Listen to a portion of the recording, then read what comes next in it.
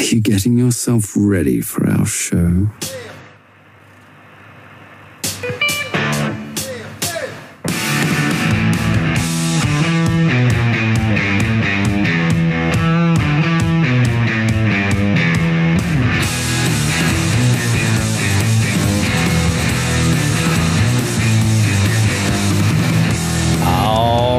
Everybody, Jigs and Bigs. It's another Tuesday. We got a brand new show for you, a great one lined up. We have all kinds of good stuff. Some news coming out of MLF that we're going to review today. Some changes to the 2024-2025 season. A major shift in the way things have been over 2023. We'll get all the details. We got information about some live events that we have coming up. We're talking about the game dinner and the Columbus Fishing Expo as well. This week in Just the Tip, we had a listener reach out and call us with a little bit of advice, looking for some insight on fall fishing. We'll tackle that. In FTG this week, Bobby, me, I take on pretty much the entire fly fishing world right there, or at least the guides. You'll understand why. In Gear of the Week this week, we're taking a little bit of a detour. We're talking about some tables and their impressive abilities. Yeah, you heard that right, tables.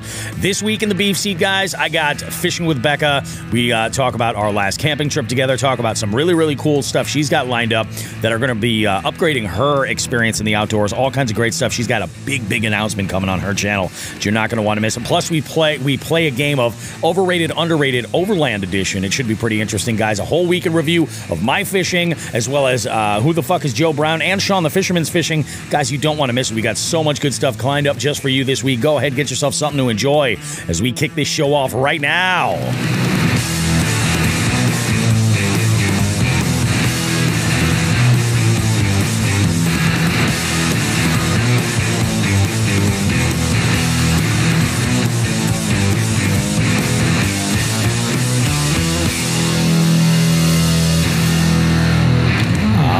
Right, guys, how we doing? I hope everybody's having a fantastic week, guys. Last week's show, we had a blast with it, and apparently you guys did too. We got a bunch of listens over there. Some really good feedback as well. How are you gentlemen this evening, or this morning, actually? I'm good, Mr. Roast Beef. How are you today? I'm feeling pretty good. I'm feeling like the hunter-gatherer a little bit after the day that I just had yesterday. We'll talk all about that as we break some stuff down. Joe, how are you? I'm doing good, man. Great weekend. I'm a slight digit short, but other than that, I was going to ask. Other than that, yeah, I took the tip of my finger off last night, but yeah, we're good to go. Yeah, I got a story for you. I did the same thing one night, except I did so. Cutting, I think I was making like pasta sauce or something like that. And I had taken a package of Italian sausage out of the freezer to defrost, and it hadn't fully. And I went to go chop down on it, and the knife kind of went sideways and did the same thing. I saw that picture on your Instagram, and I was like, oh, I've known that feeling. I've known that feeling. My roommate at the time brought me to the ER, and this was in a blizzard. And he was tremendously high on cocaine. So I think it was a different. I know you guys are like, you roomed with Lockwood. Who knew? But you know, it was crazy. It's funny because Meg was right next to me when it happened, and she's like, and I was slicing, it's just a mandolin slice. I was slicing peppers, and I'm slicing. She's next to me, and I just stop, and she goes, "Did you just do it? I think you just did." I go, "I did." I go, "I sure did." I go, okay. I grab paper towels. And she go, is it bad? I go, it's definitely not good.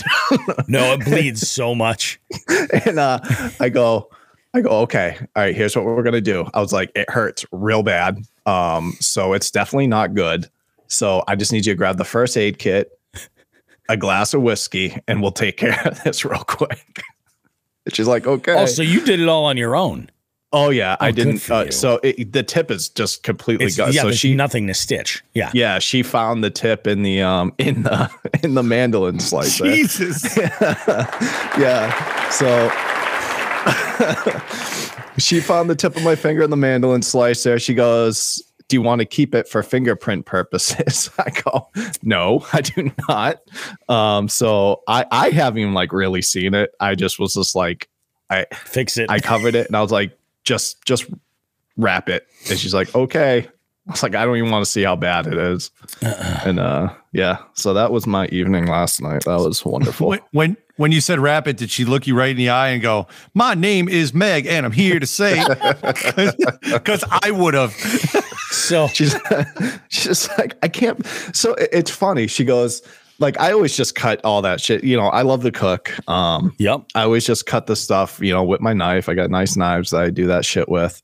And she goes, oh, we have this. Just use this. It's easier. And I'm like, oh, man. We're going to get you one of those safety choppers that they've been using. You've seen them all over TikTok and Instagram. Oh, yeah. Yeah, where you put the food on top and you close the hinge and then you just slam it and you're like, oh, it's cut. I don't have to worry about anything. So that's exactly what this thing is, except when you do the mandolin, you like kind of flip it. And you just slide it? Yeah. So I was like, different insert. Fucker. Yeah, that's shitty. That's So Joe, when you're cutting, did you ever work food service at all? No. Okay. So let me give you a tip. My name is Shawn, and I'm here to say Joe cuts his vegetables in a stupid way. All right. So when you're cutting, if your knife, here, I got a little fucking hammer right here. Just don't ask why I have a hammer on the desk. This is your knife, right? See this, Joe? Yep. All right. When you hold it, you always keep a finger on top of the blade. All right. That's fine. But the big thing is your left hand, you knuckle up. You don't put your fucking fingertips out. You knuckle up.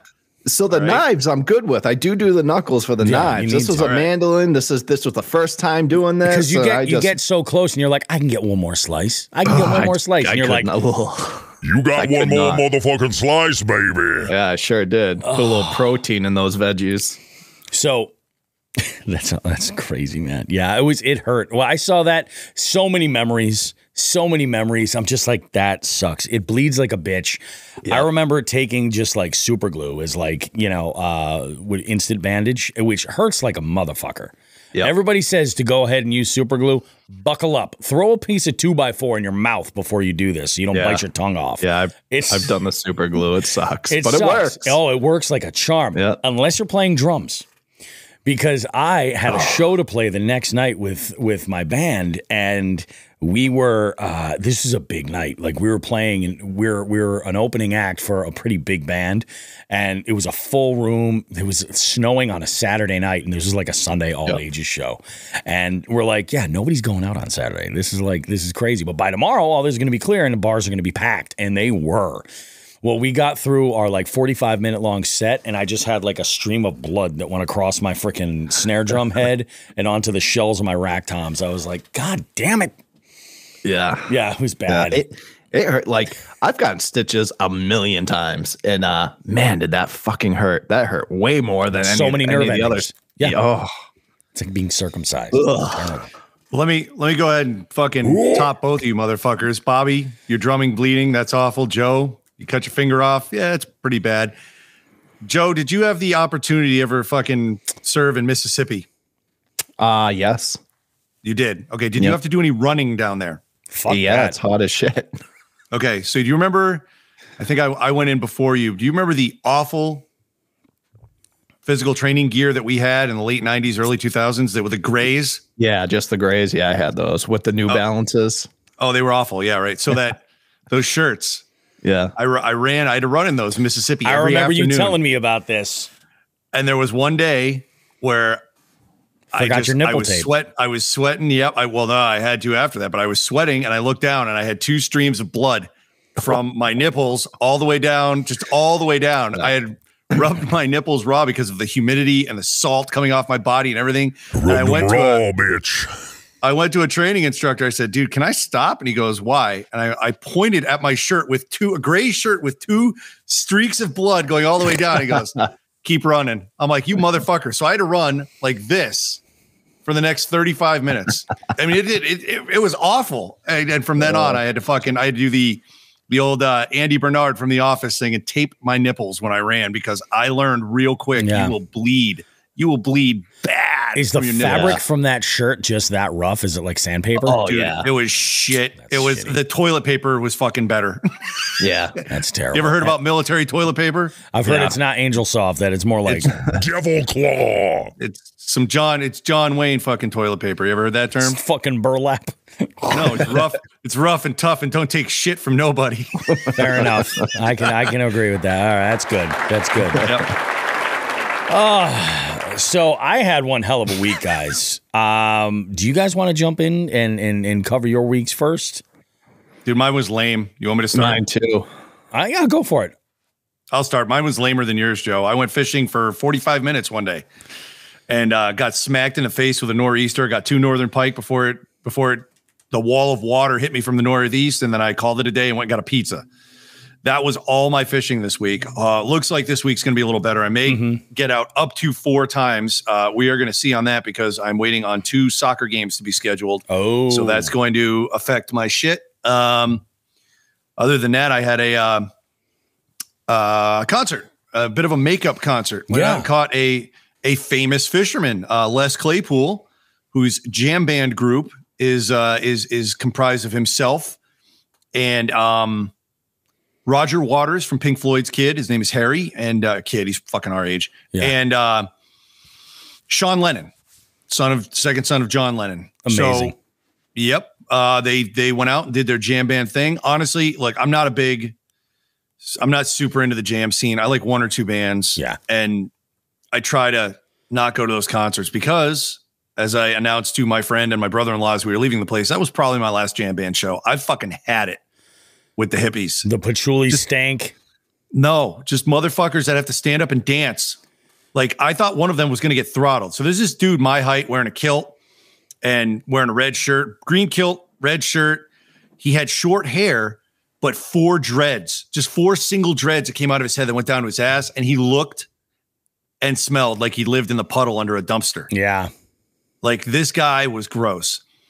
So with this being the tour had a second set comprised of the entire Pink Floyd Animals album, which was awesome and the reason I went. And anything else they played I knew was bonus. This was a mixed crowd. It wasn't all hippies. There was an older, drunker crew there at this show. And this guy that just kept standing up and dancing with his 4 dreads, I thought he was going to get his ass kicked. Yeah. Because there was a dude that came in behind me. Didn't want to hear I was it. laughing. Well, this was even better. We've all seen the reels. Yeah. Where someone is putting together a Lego set and they put the last piece in and there's a guy going, yes, yes, yes. And then you look at the instructions and it's something completely different. And he goes, no. You've seen those? Yep. Oh, yeah. This guy sat down behind me. Large gentleman, obviously spent a lot of time in the gym and probably in the bathroom with a key. Yep. If we, you know where I'm going with that. I swear to God, every time there was a rhythm change during Animals, yes, yes, fuck yes. He said this all night. And you know what? I didn't say a word to him. Yeah, no, I wouldn't. In between his yeses, he was threatening the hippie who was standing up and making entire rows of people stand up behind him just so he could see. And the guy's like, you need to sit the fuck down. You're dancing. That's cute. We're all trying to watch. Yeah, exactly. This wasn't. Yeah. So that's the way that went. So I'm done with jam band shows because hippies going to dance and they just don't give a fuck. Like, you know, we call ourselves hippies. Yeah, I know. We're hippies of a different stripe. Yeah, exactly. This was these guys were way over the top. So yeah, I'm good with that. It was a good show. Nice. I did know one other song. They busted out an old Sausage song. You remember Sausage? Oh my God! Nobody ever talks about Sausage. Well, Les Claypool banged out I talk some about Sausage at length regularly, but yeah. Yep. No, it was a classic. Good show. And then we had a little family gathering actually last night to celebrate both my wives and my wives. Like I live in Utah, somewhere else. Yeah, Utah, Middle East. My wife and I's birthdays, which are about a month apart, and we jammed out a double birthday this year, so it's all good.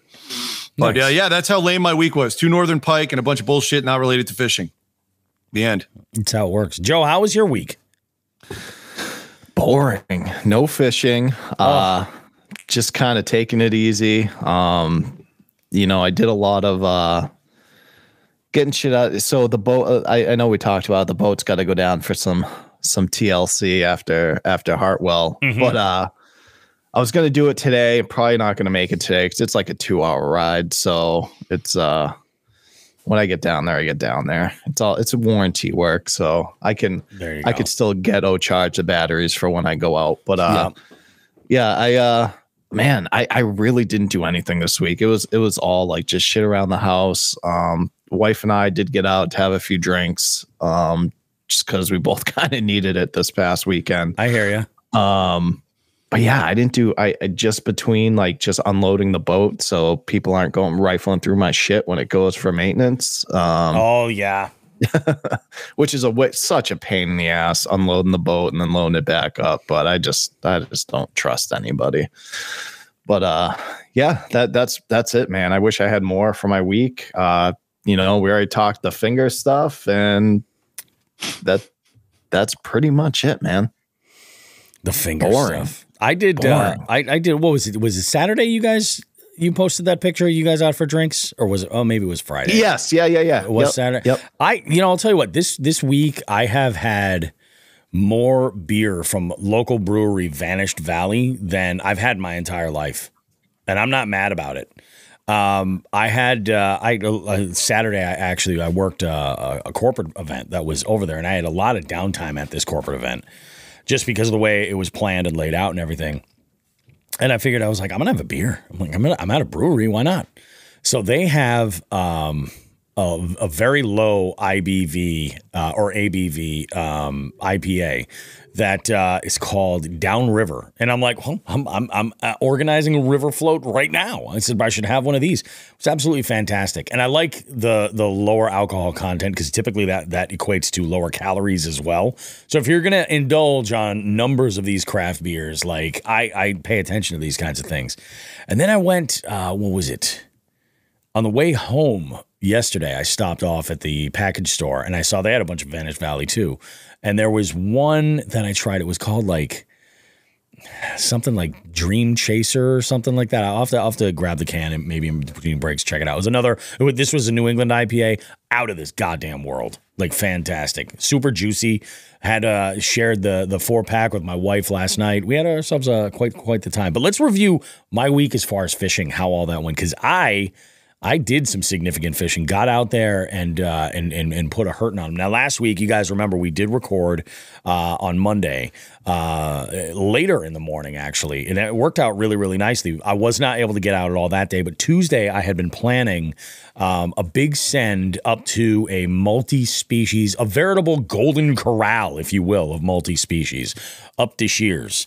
And, Shawn and I have talked about this in the past, how, like, if you're going to make the investment to go to a body of water, you want to be able to sink a decent amount of time in there. And I was lucky that it happened to work out this way, where I was able to do that, just sink a ton of time in. So I'd gone out and I had launched my boat, and there was a couple of guys who were out who were launching their boat. I was launching my kayak. They were launching their boat. They were going to do some trolling.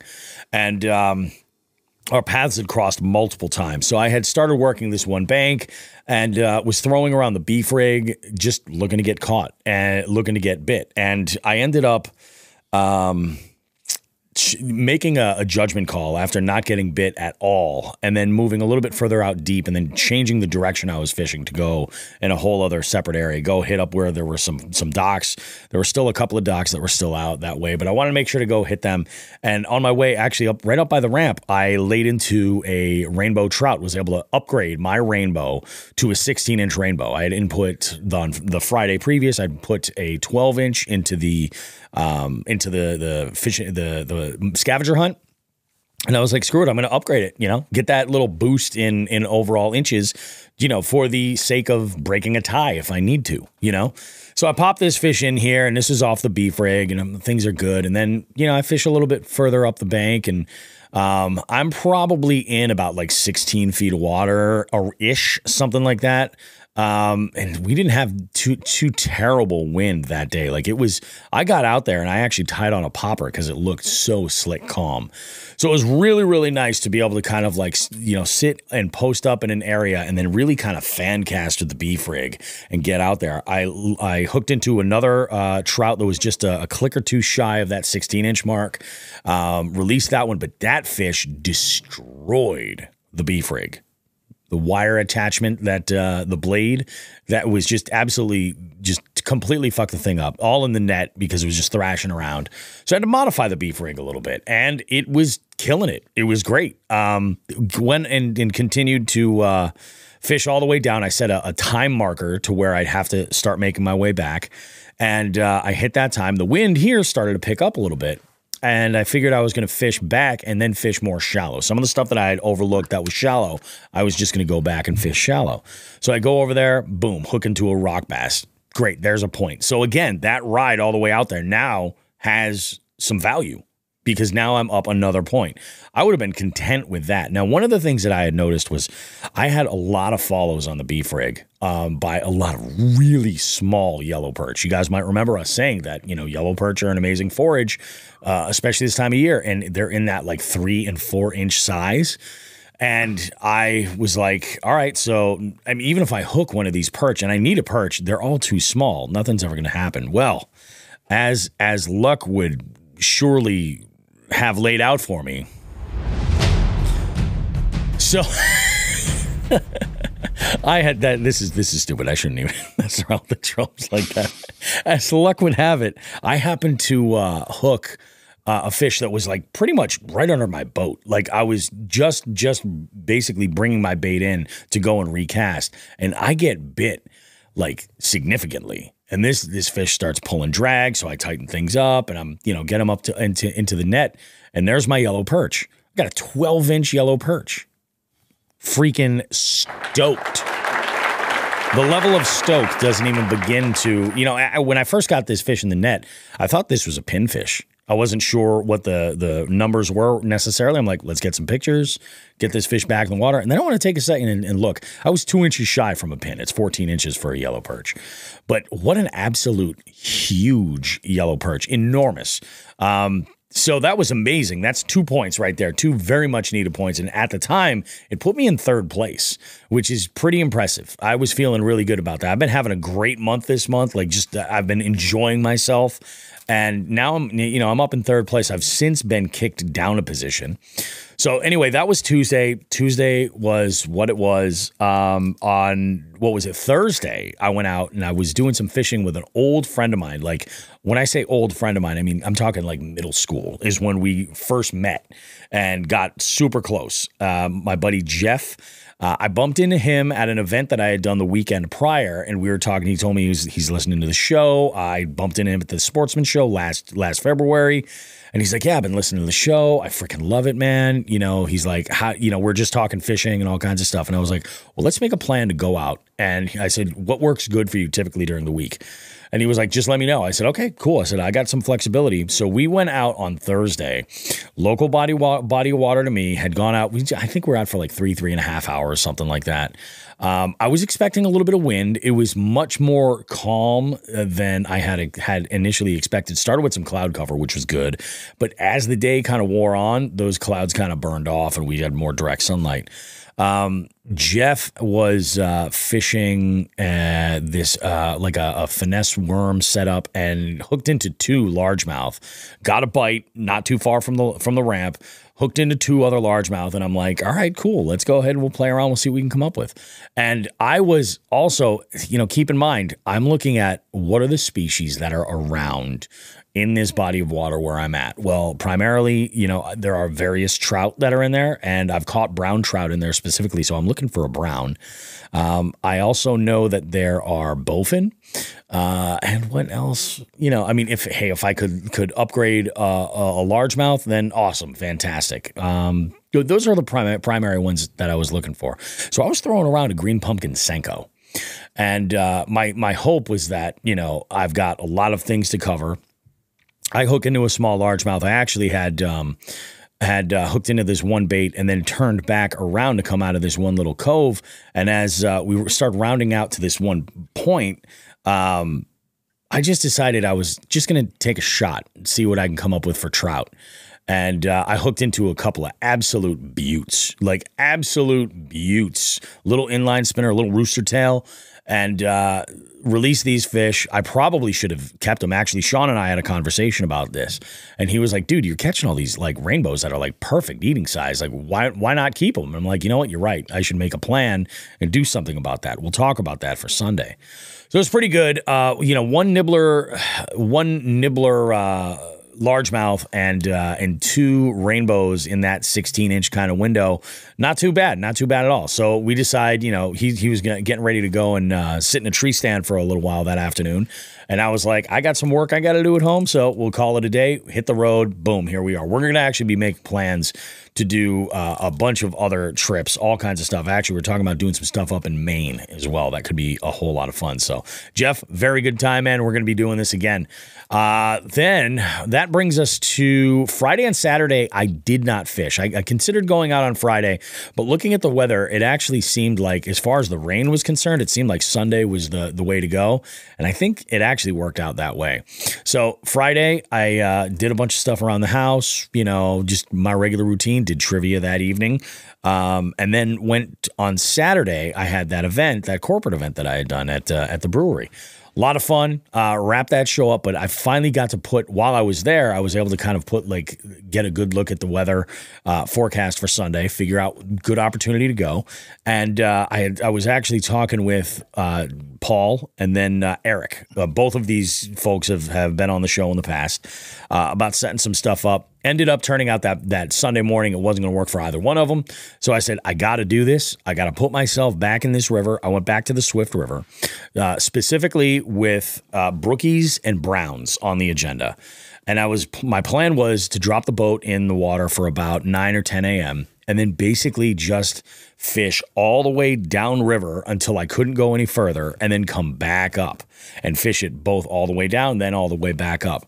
I did pretty much all of it. The wind yesterday was crazy, and it started to get a little bit cold out there. This was the first trip also that I had put my big-ass hip waders on. So I wasn't, walking in the water to drop my landing gear or anything like that. And it was much appreciated.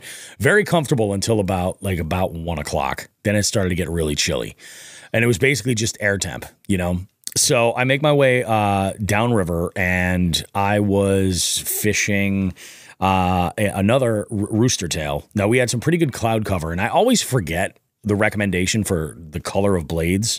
You do silver with clouds, or if you do gold with clouds, or one with sun, or whatever. So I had initially started out throwing a brown trout pattern with a gold blade, and no bites, nothing. So I had changed things up. I had tried throwing the beef rig for a little while. Then I cut the beef rig off of that rod, and I set up a trout magnet with a float. And my thought was I was just going to let that sit alongside me as I actively fish with another moving presentation. That didn't get touched. The entire time I was out there, did not get touched. Upon, making my way downriver, I encountered this week's FTG, which you're going to hear later. I even recorded a little bit of video, but actually the rest of that video, pieces that I put together, I really kind of dropped the ball on recording any kind of other action. So it's probably not going to be something I put out, but I'll explain it all in the FTG. I get down to this one area where the river gets really wide and kind of branches out. And I guess they call that the Swift River Reservoir. And there's a whole lot more area there. And what's nice is that even though you've got this congestion of all these boats in the main river, they all kind of go their own way and disappear. So it buys you a whole lot more room. This was the point at which I started catching fish. So I'm getting down to this area where it starts to open up, and I have to make a decision. Do I just kind of follow this, straight and to the left a little bit, or do I go into the reservoir? And I decided to follow where I hadn't before, and I followed straight along with the river. And that's where I hooked into my first rainbow. So I'm throwing around a rooster tail that's black and silver with a silver blade. And again, clouds. I'm like, we'll try this. We'll see what happens.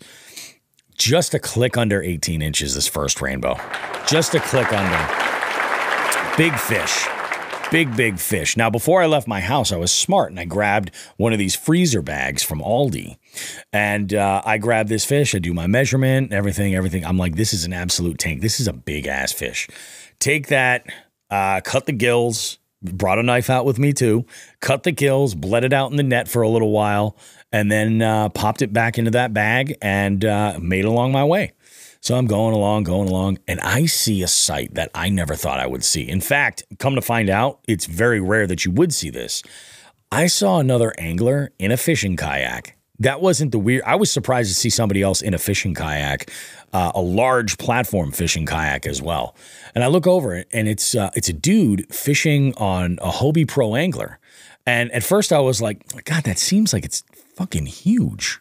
You know, now I have a 13.5-foot kayak. Pro Angler 14 is a little bit longer than that, but I'm like, God, that seems enormous. Dude, this was a Pro Angler 17. I saw it on the graphics and I'm like, am I fucking reading that right? So I'm near earshot to the guy, and like I had just released my fish. He had I kind of pulled off to the side to kind of like bleed this fish out and then do all the management and everything. Then I get back off. Well, in that process, he had kind of gone in front of me and was catching fish further down. I'm like, all right, this is kind of nice because now I can see where he's picking them up and see what I can come across. Well, shortly after he hooks into one, I hook into a second. And I'm like, beautiful, this is great. Well, this one was just a click over 17. And I'm like, again, a big ass rainbow, same thing. I was like, so I'm going to harvest this fish. These will be the 2 that I keep because they're huge. I'm like, that's it. I'm not going to keep any more.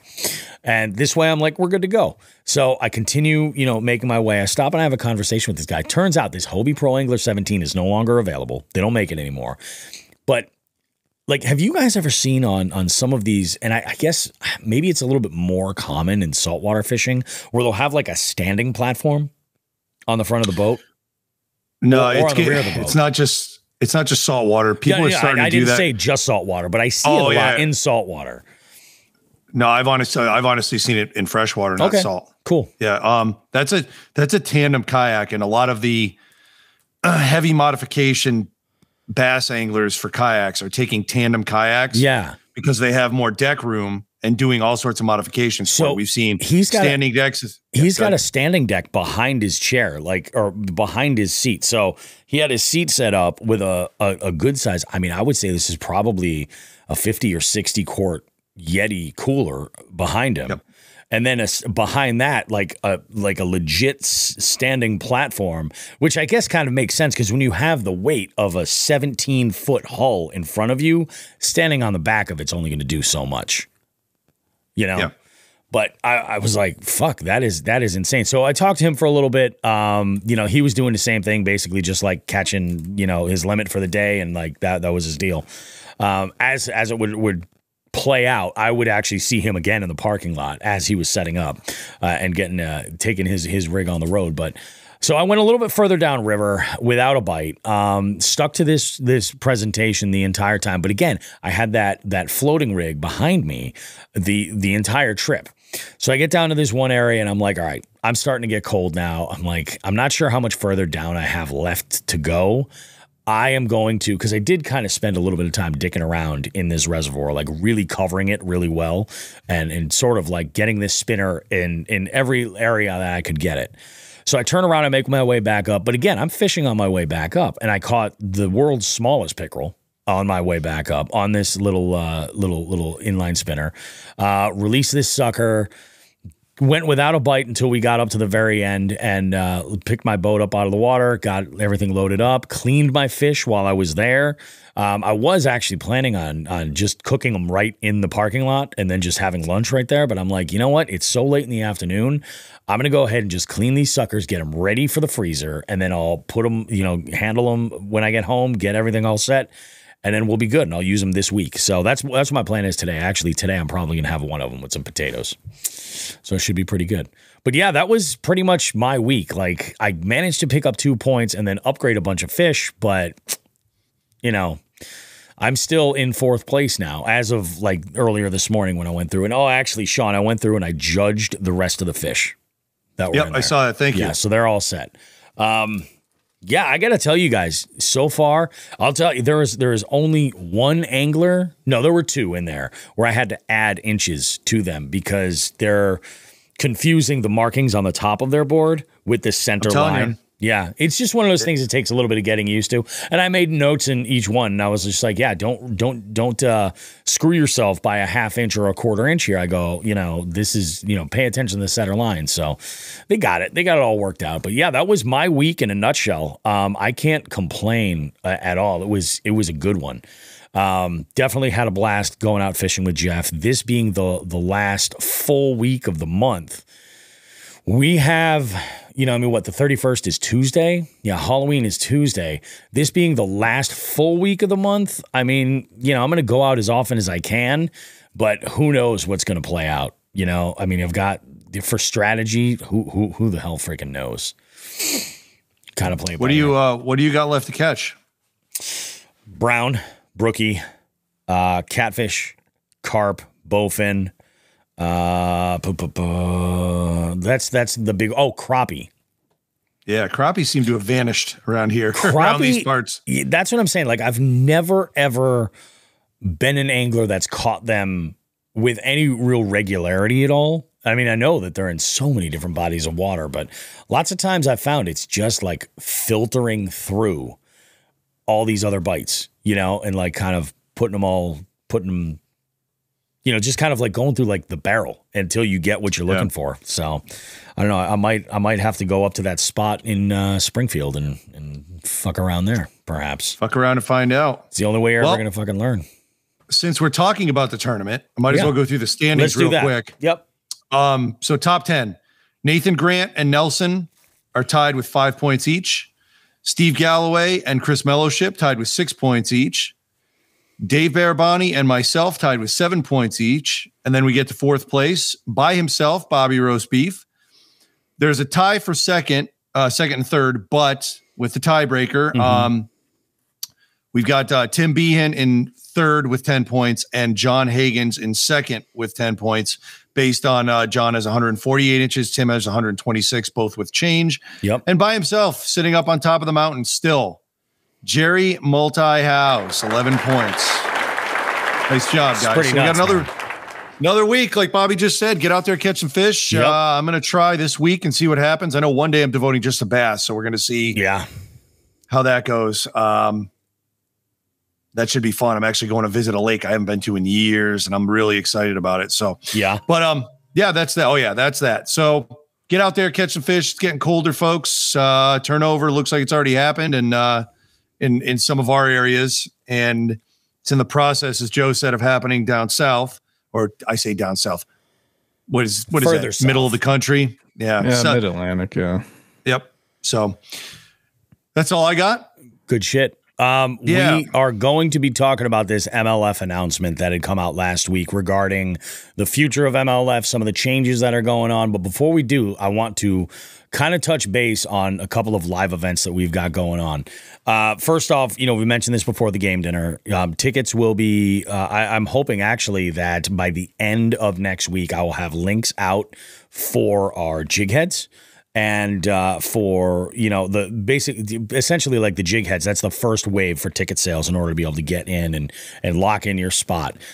We are, each week, it seems like we have more and more people who are just either chiming in for being involved as virtual vendors, which, by the way, I should say, guys, the virtual vendor stuff, you're going to want to come out and check this out because you're going to get access to some really, really great deals for some really great companies, but you can also win prizes from all of these amazing companies as well. So we're going to start really pushing and promoting and all this stuff for, what we've got for prizes that are available. I'm going to hold out on announcing the prizes and the sponsors until we either determine, are we collecting a name and they're handling shipping of the prize out to the winner, or are they actually sending it to us? And I want to make sure we have it in hand before I say anything. So we'll get all that stuff together for you, but that's coming up. That is on January the 13th of 2024.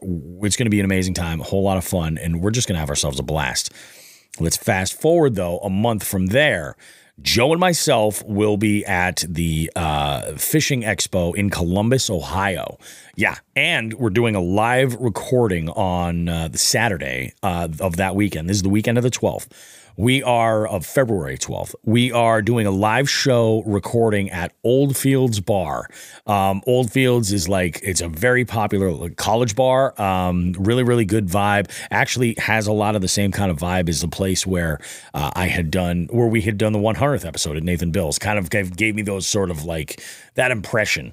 And it seems like they got a really, really great staff, fantastic menu, a whole lot of fun. But again, we're going to have virtual vendors there with prizes that you can win. Tickets will be available for that. But the reason why I bring up the Columbus show is we had a listener of the show, one and only, you guys are familiar with, Adam Blemecki, right? Shot me a message inquiring if he could play Passenger Princess. He asked, he was like, are you driving out or flying out to Columbus? And I said, oh, I'm driving out because I have a shit ton of gear that I have to bring. One for the expo floor and then a totally different set for the live show. So Bobby's going to be busy. He's got a lot of stuff. So he has to drive. He says, hey, would it be okay if I were to play Passenger Princess and, and tag along? I said, absolutely it would. 100%. So I'm going to have company on the road. So that'll be fun. And which actually will be much safer too. For that long of a drive, I very much prefer to have a passenger. But this is going to be good. And there was talk of exchanging jigglers and other sleeping tobacco along the way. So it should be a blast. Who knows? Who knows? I'm not sure if he's staying at the Dark Horse Hacienda or not. I should check with Zach and see if he's staying there or not, or what the scoop is. This should be interesting. But yeah, that was my week. Now, this came across my desk. And it was a little announcement from MLF. And they basically announced a strategic plan for next year's Bass Pro Tour and years coming. So I'm going to go through, basically, I'm going to read this press release as it came out and just kind of leave it at that. So Major League Fishing, the world's largest tournament fishing organization, had announced that long-term plans for the Bass Pro Tour, including an investment in increased live streaming of MLF competition, a return to the Every Fish Counts scoring format, and an exclusive roster of 50 anglers for the Bass Pro Tour in 2025 in order to increase visibility and showcase their top performers. The 2025 Bass Pro Tour field will feature an all-star roster of 50 anglers comprised of the top 35 pros from the 2024 Bass Pro Tour Lifetime Angler of the Year standings, the top 10 anglers from the 2024 Bass Pro Tour Single Year standings that did not qualify via the top 35 Lifetime AOY standings, and the top 5 anglers from the 2024 Tackle Warehouse Invitationals. Each regular season 2025 Bass Pro Tour event will be 4 days with every angler competing the first 2 days. The top 20 anglers based on the 2-day cumulative weight will advance to the knockout round in day 3. Weights will reset in the knockout round, and the top 10 anglers will advance to the championship round on day 4. Winners will be determined by the heaviest cumulative weight from the knockout and championship rounds.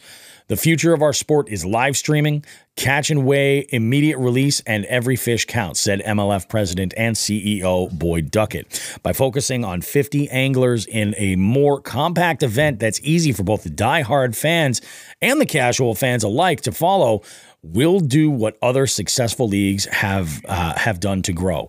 Focus on a small group of the highest performers and make them the most visible personalities in the sport. It also allows us to enhance what are already the sport's best payouts. Each stage of the 2025 Bass Pro Tour will pay $130,000 to the winner and $2,000 through 50th place. Red Crest will feature the sport's top award of $300,000 and $10,000 through 20th place, and $5,000 will go through last place. Heavy hitters will feature $100,000 for a win with Big Bass Awards in each round of $25K, $50K, and $100,000. Not only does the Bass Pro Tour feature the sport's best payouts, and biggest media platform, its anglers graduate through the sport's most lucrative qualifying circuits.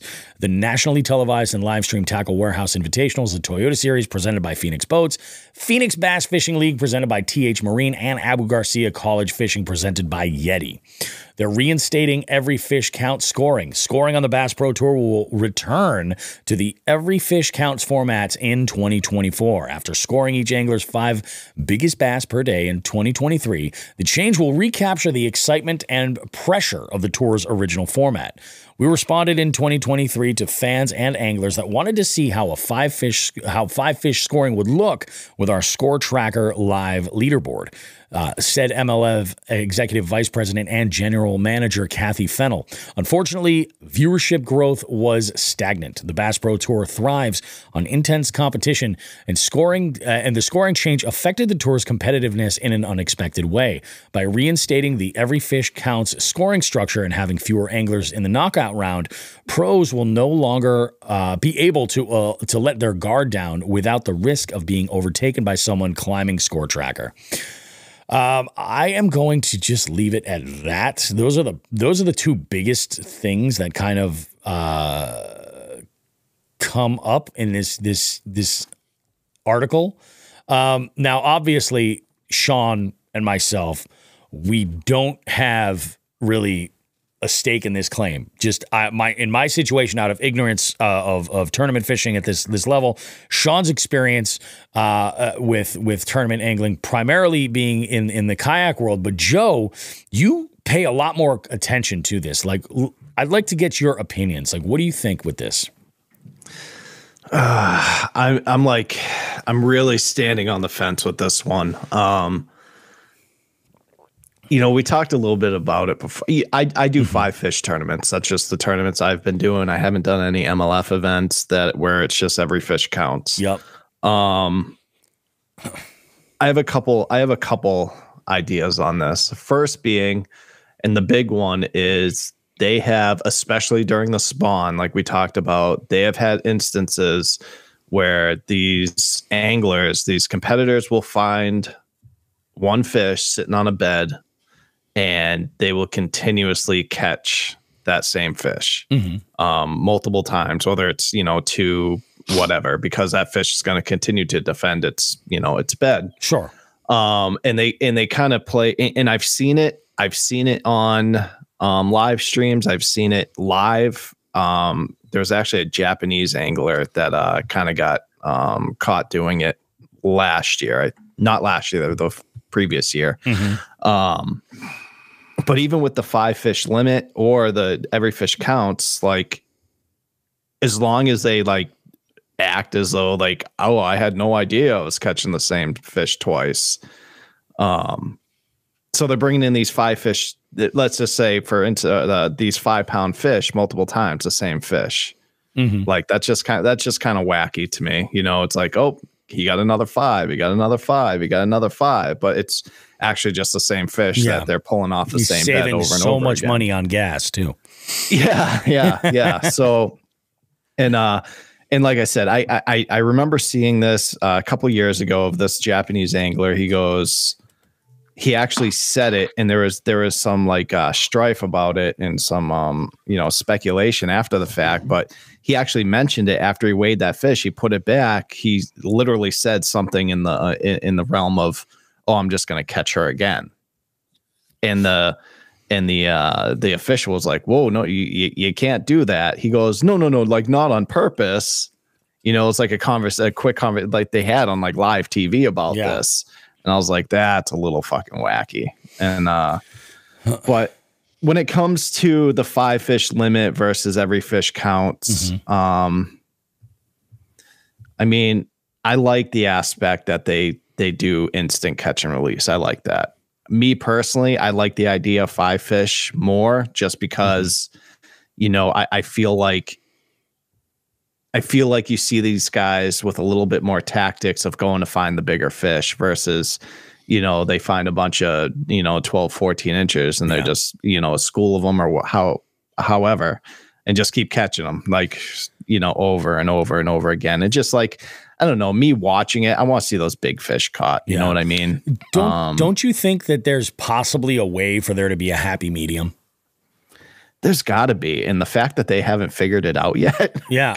I would go so far as to say that maybe a good step in the right direction would be catch photo release.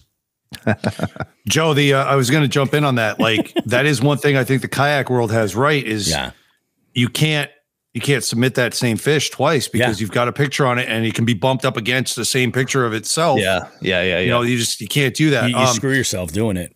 Yep. Having done both big boat and kayak tournaments, I will say this: the catch 'em all aspect of things, and having done well in those tournaments, it's a whole different strategy, man. Sure. I think they're two different games. It's a whole different strategy. It's a whole different physical demand because, you know, we've talked about it. Like I did this spring, I won that catch 'em all. That was I put up 500 inches. That was not, like you said, just kind of going out and going through 12 to 14 inches. That was a fish every 10 minutes, dude. You have to you're not eating, you are wired for 8 hours. Yeah. Like that was amazing to do. And I've, you know, had fun with those in the past, but it's not a more of a mental game. It's way more physical, even though they're only 12 to 14 inches, because you're just constantly ripping fish out. You get sore after a few hours. It's nuts. Yeah. And mentally it's draining, because if you know that you're up against the catch 'em all style and you're not catching them, everybody else is in it. Like, it's a total mind fuck. I genuinely think that the 5 fish limit and the every fish counts are two totally different games. It's like Monopoly and Risk. You know, they're just different games, which is fine. Go ahead, Jim. I actually like that they do it, that somebody did it that way. Yeah. It's just kind of cool. It sets them apart. It's cool. I don't know what to say about all the qualifications. That's not, I'd really have to look at that. I think initially, Bobby, when we talked about it, I talked a little bit about a comparison with college football and the way things probably should have been done in college football 20 years ago. And I was like, well, on the face, to me, it seems all right. I'd really have to look at it. But I like that. I like that catch 'em all style. That's fun. And I don't know, whatever. That's their business. I just wish they'd go CPR. There's no reason. There's, especially, you know, with these major leagues in bass fishing now, there's no reason to not go CPR. Yeah. There's no reason. It was stupid. Yeah. I mean, the idea of putting an official on every single boat and doing a weigh-in and stuff, I get it. That's the way they want to do it. They're doing it, you know, by pounds, by weight. I get it. But you could streamline it, I think, so much by doing CPR. I mean, shit, you could even bring in like a full-on like non-boater circuit. I mean, I'm sure that already exists, but like you would be able to streamline it so much, because you would be able to have multiple anglers on a boat now. And, you know, CPR is just, it's a quick turnaround. And also, like, I like the comparison, Shawn, that you said, like how it's a different game entirely, like a different skill set, because even if MLF were to do some top 5 events, you know, some like big bass events, like where it's the stringer of 5, or a catch 'em all, any fish counts style, like I believe that at that point, then you kind of give the anglers a little bit more of an opportunity to shine where they're best. You know, maybe you've got somebody who's better suited to just like, we got another one. Cool. Let's go ahead and measure this fish.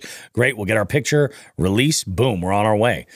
And let's be honest, man, doing CPR, and I've done CPR on a bass boat before. It's a dream. You know what I mean? Like it's a dream. It just is. It's great. I would go the exact opposite. Of course you would.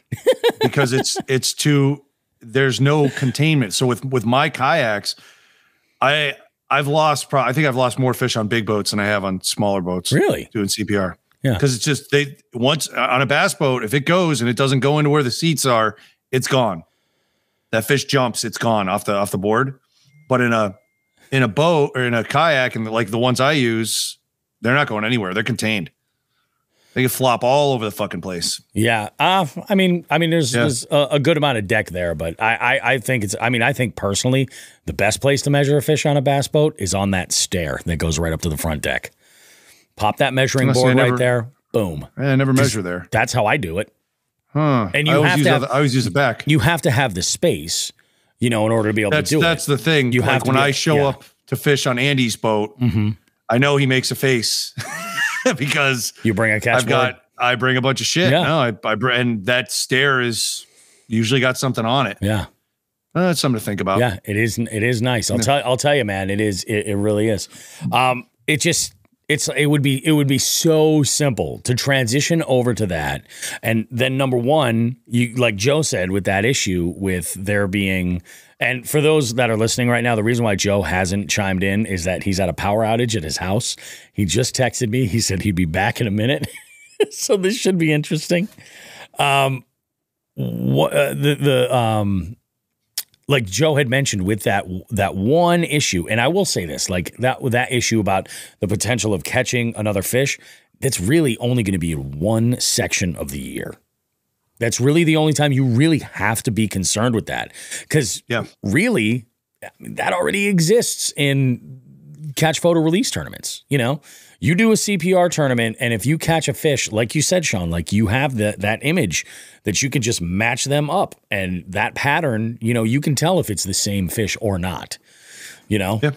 Simple line in the rules. Fish cannot be submitted. A single fish cannot be submitted twice. That's exactly easy enough. You know, it makes it that easy. Hang on a second. This will be funny.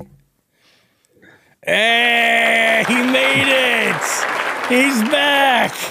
I don't know what just happened. Joe, we were speculating that your the rooster had cut the lines because he heard us talking shit about him. And he was going to take it out on you. It was like everything went out and then just came right back on. It was weird. It's always the way it is, man. Yeah. So what I missed. So I was just going on about how, I think it would be maybe a good idea for MLF to utilize both that top five culling, like best five, and catch 'em all style, because then you offer the opportunity for anglers to show off like their best.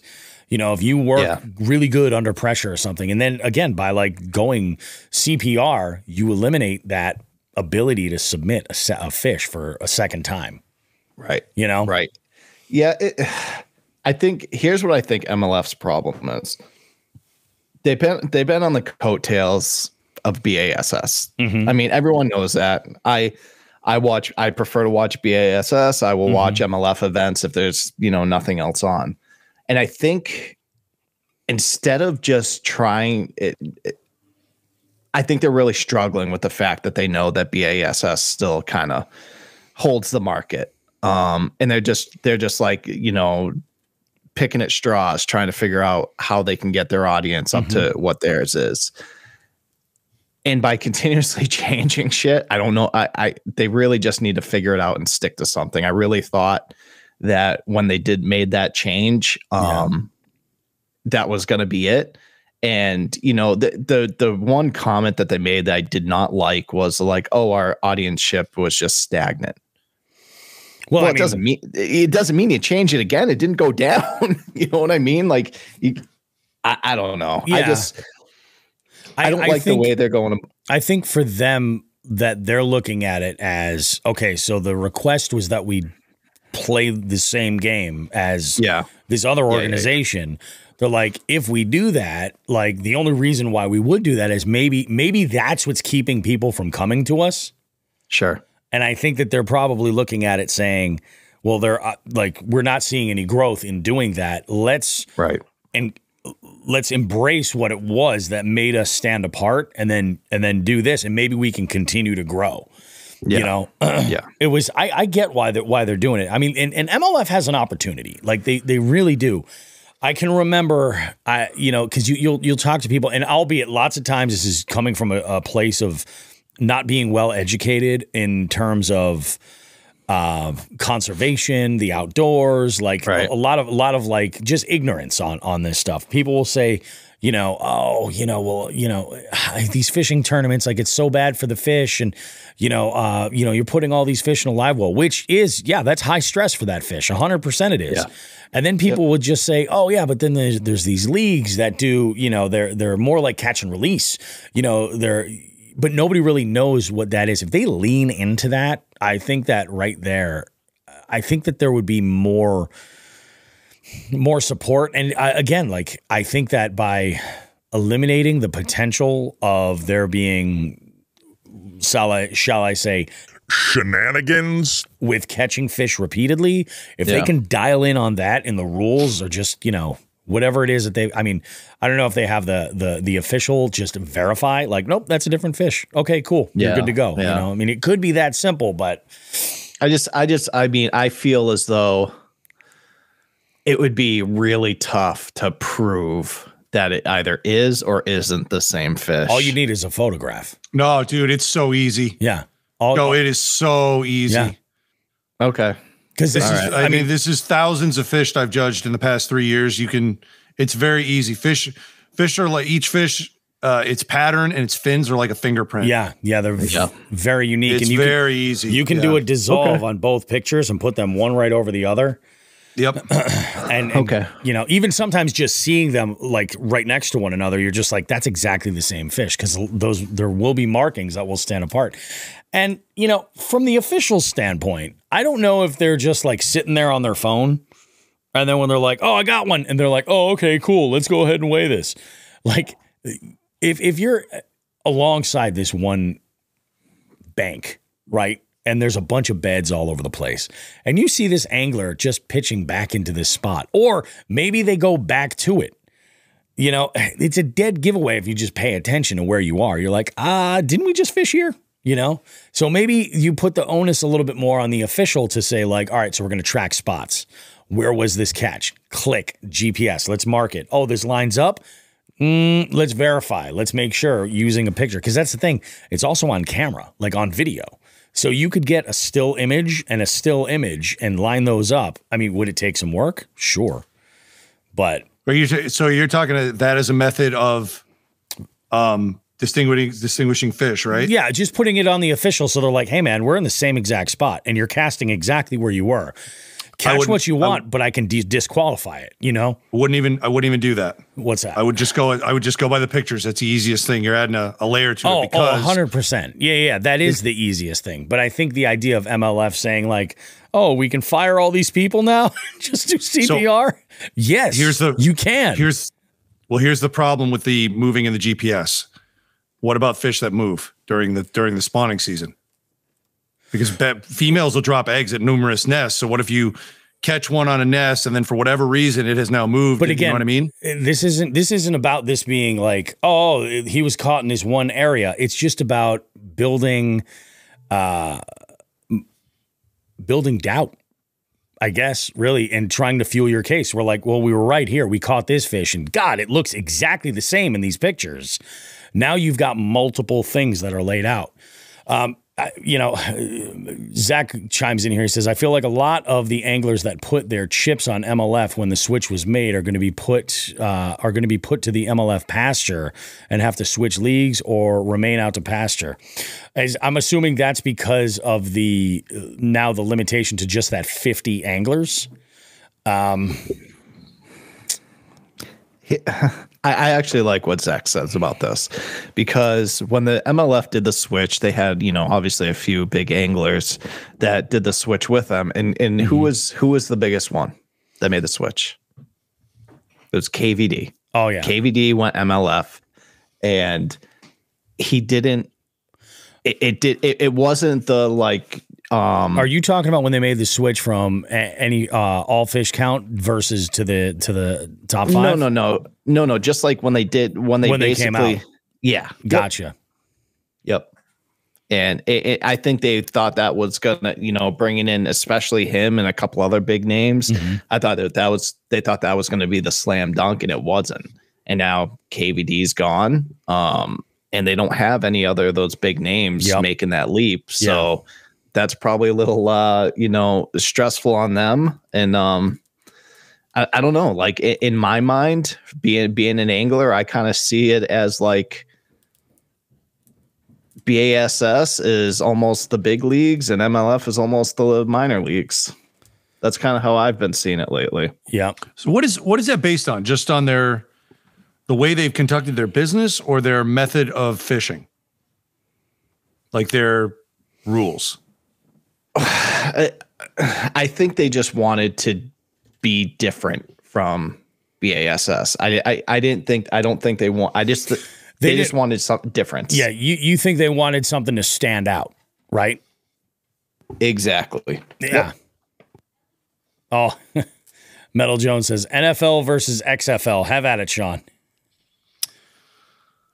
Oh man, which version of the XFL? That's tough. Yeah, because there's been a couple different incarnations of it. I mean, the original XFL. I don't know. I don't know. That's a tough comparison. Few for that. have. All I remember about the XFL is when the original one that came out and they did that thing where they put the ball in the middle and the two guys just ran after it and people like were almost dying. I was like, this is insane. Yeah. So if that comparison's valid, what has BASS picked up from MLF and run with? Anything? Have they adopted? No. Nothing that I know of has BASS like taken from MLF. So there's some staples, or there's one particular staple that the NFL stole from the XFL that most people don't even know or recognize.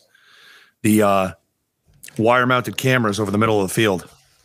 That was an XFL thing. Oh, I did not know that. The NFL, NFL uses that. That was an XFL thing originally, and they just said, "Well, we're going to do that and better." So they ripped that off. But that's interesting. I mean, nothing that I know of came from MLF to BASS. And then I guess if you look at it the other way, this recent, change where they went to the 5 fish, that's kind of them taking something from BASS when they were like, nope, we're going to do this completely different. We're going to take the market by storm and we're going to do our own thing. That wasn't working to where they wanted it to. And then they went back to the 5 fish limit. I think a lot of that different limit or the no limit, all the the brawl, the catch 'em all style, that can be a turn on to some people and a turn off, but they went with it. Yeah. I kind of like that, not just because I like that style, because I fish both. But the thing that I think, if they're looking at the audience, as we've said before, the bass fishing audience is by and large Southern. All right. The folks that are going to show up at weigh-ins are by and large Southern audiences. 100%. And aside from the cold, probably the biggest complaint you hear from Southern anglers when they have a Northern tournament is, I don't want to catch small fish. So now you've got a tournament trail that the majority of the fish caught are going to be smaller, just based on, the food pyramid. You know what I mean? Yeah. Based on an ecosystem. And right off the bat, they're going to, I can imagine, I can hear it coming out. We ain't watching them small fish being weighed in. I don't give a shit. You know what I mean? Like, who cares about a 1 pound fish? Yeah, I agree. I think you're 100% right with that. We don't want the cold and we don't want small fish, said the South. All right, whatever. So it's funny because when we were at Hartwell, I was mentioning to some of the guys like that are kind of high up in ABA, and I was like, we should do this up north, like Champlain or the St. Lawrence, or something they were like, "Fuck no, ain't happening." They're like, without actually saying it, they basically said it'll never happen. Yeah, exactly. What? Oh yeah, doing a tournament like that. Tournament, yeah. They won't get the numbers. No, because the people in the South just won't go north. They don't care. 5, 6, 7 pound smallmouth. They don't care. Yep. 5, 6, 7 pound largemouth. They don't care. They're going to go out in the South. And they're going to watch Northern anglers that fish in more variety of conditions go out and hang. But a Southern angler will have trouble hanging up here. And then for whatever reason, nobody likes spinning rods down there. Okay, that's great. You only use flathead screwdrivers down there too, guys, or what? Like, what's going on? So one of the things I do want to mention here is that one of the things that this article did go into, and I didn't climb into, was the live stream expansion. And I'm wondering about this. So, because I just read this comment from Zach. He goes, I was all about MLF, but I don't think that they're going to make it now. They don't seem to be growing, more like treading water. And I think that I feel like this is the basket that they're primarily putting their eggs in. I think what they're trying to do is use that 50 angler restructuring as a way to streamline the management to be able to make this something that somebody would want to watch on a live stream.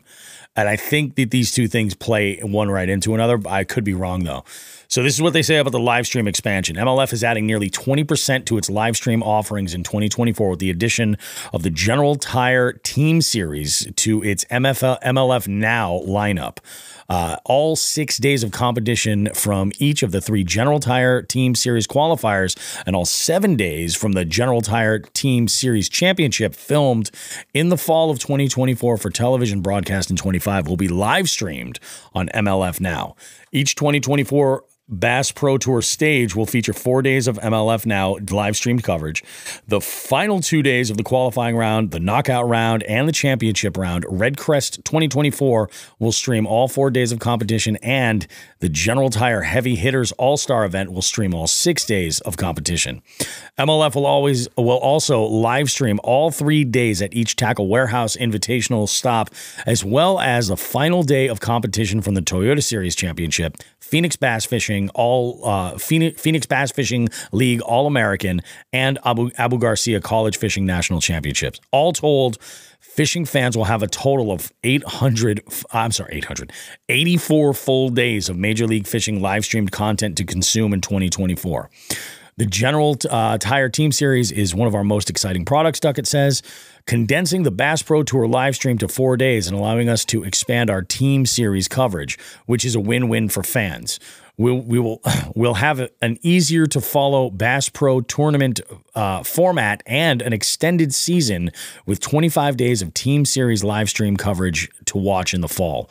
For complete details on updated information on all MLF Bass Pro Tour, visit MajorLeagueFishing.com and check out their socials. Again,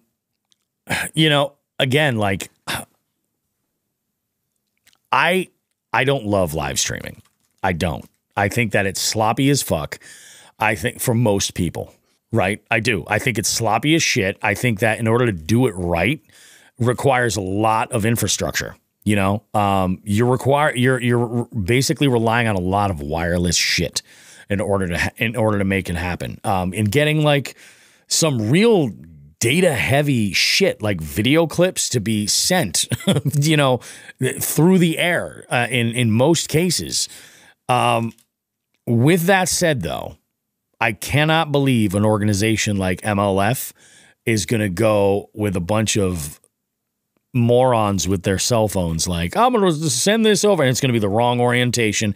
Like, I think they're going to do it the right way. You know what I mean? I think they're going to have legitimate cameras. I think they're going to have rigs that are set up to transfer the data from that's being fed, quickly and efficiently. I feel like if you're going to get a quality live stream, we need to hold MLF to that. Yeah. Off of the live, not separate from the live stream, this can't just. I just thought of this when you mentioned the team events. I think the team event concept's pretty cool. I think that is something that's different. I think that's cool. ABA is actually going to be doing something similar to that for this upcoming season. How does that work? Their team events. Basically, it's I don't know 100. Basically, let's say you have a team of 4, right? So let's say you have 12 anglers out there, 3 teams of 4. Gotcha. And basically the team that has the highest weight wins, essentially. Gotcha. Yep. Gotcha. Yep. How do the teams get decided? That I have no clue. I have no clue. Shit. Oh, so the one thing I have to do research into. So I've we've talked about, I've done research into going and doing a Bassmaster Open here or there. Yep. MLF has the same. They have their opens, but I'm wondering if it's the same. If it's the same criteria as like the standard MLF, where it's just like catch and release, because for those open, I don't know if they would do that for the opens. I would really have to look into it for them to put that money into having the marshals and everything like that for something that's not being covered and stuff and whatnot. I have no idea if it's the same, system as the top MLF. I will have to look into that. No, it's interesting. I mean, it's curious. I think that in a lot of ways, and I know that BASS is doing, their own push toward live stream, because let's face it, fewer and fewer people are watching television. I don't mean to 100%. say that people aren't looking at that giant screen in their living room. They are. But the content that's coming from there, every year, less and less, it's over the air or cable or satellite. More and more, it's streamed content. So, like, there's a part of this that leans toward that broadcast world, which is like what's feasible and what's not. And I think that any organization right now needs to look at live streaming and how to perform it and how to perfect it. Yeah. There have been live streaming television channels since as early back as I can remember, as like 2012. And you know what kind of numbers they got for views? Dog shit. They did, because the infrastructure just wasn't there. And it's not always going, you know, I don't even necessarily think it's there now. You know what I mean? But like by looking and aiming toward like the next few years, like it might be a little bit rocky, but I think that this could be a good thing. But like I said, I'm sure that BASS is doing the same thing. And I do feel like, you know, BASS was the first one to the dance. Like they were the one, they put the brand name. It's just like if you go down south and you order a drink at a restaurant or something, you order a Coke. You know, what is that, Texas, where everything's a Coke? Everywhere in the South. Yeah, it's always a Coke. But yet at the same time, there are different brands that exist. Like it is what it is. I feel like Bassmaster has just sort of become this umbrella.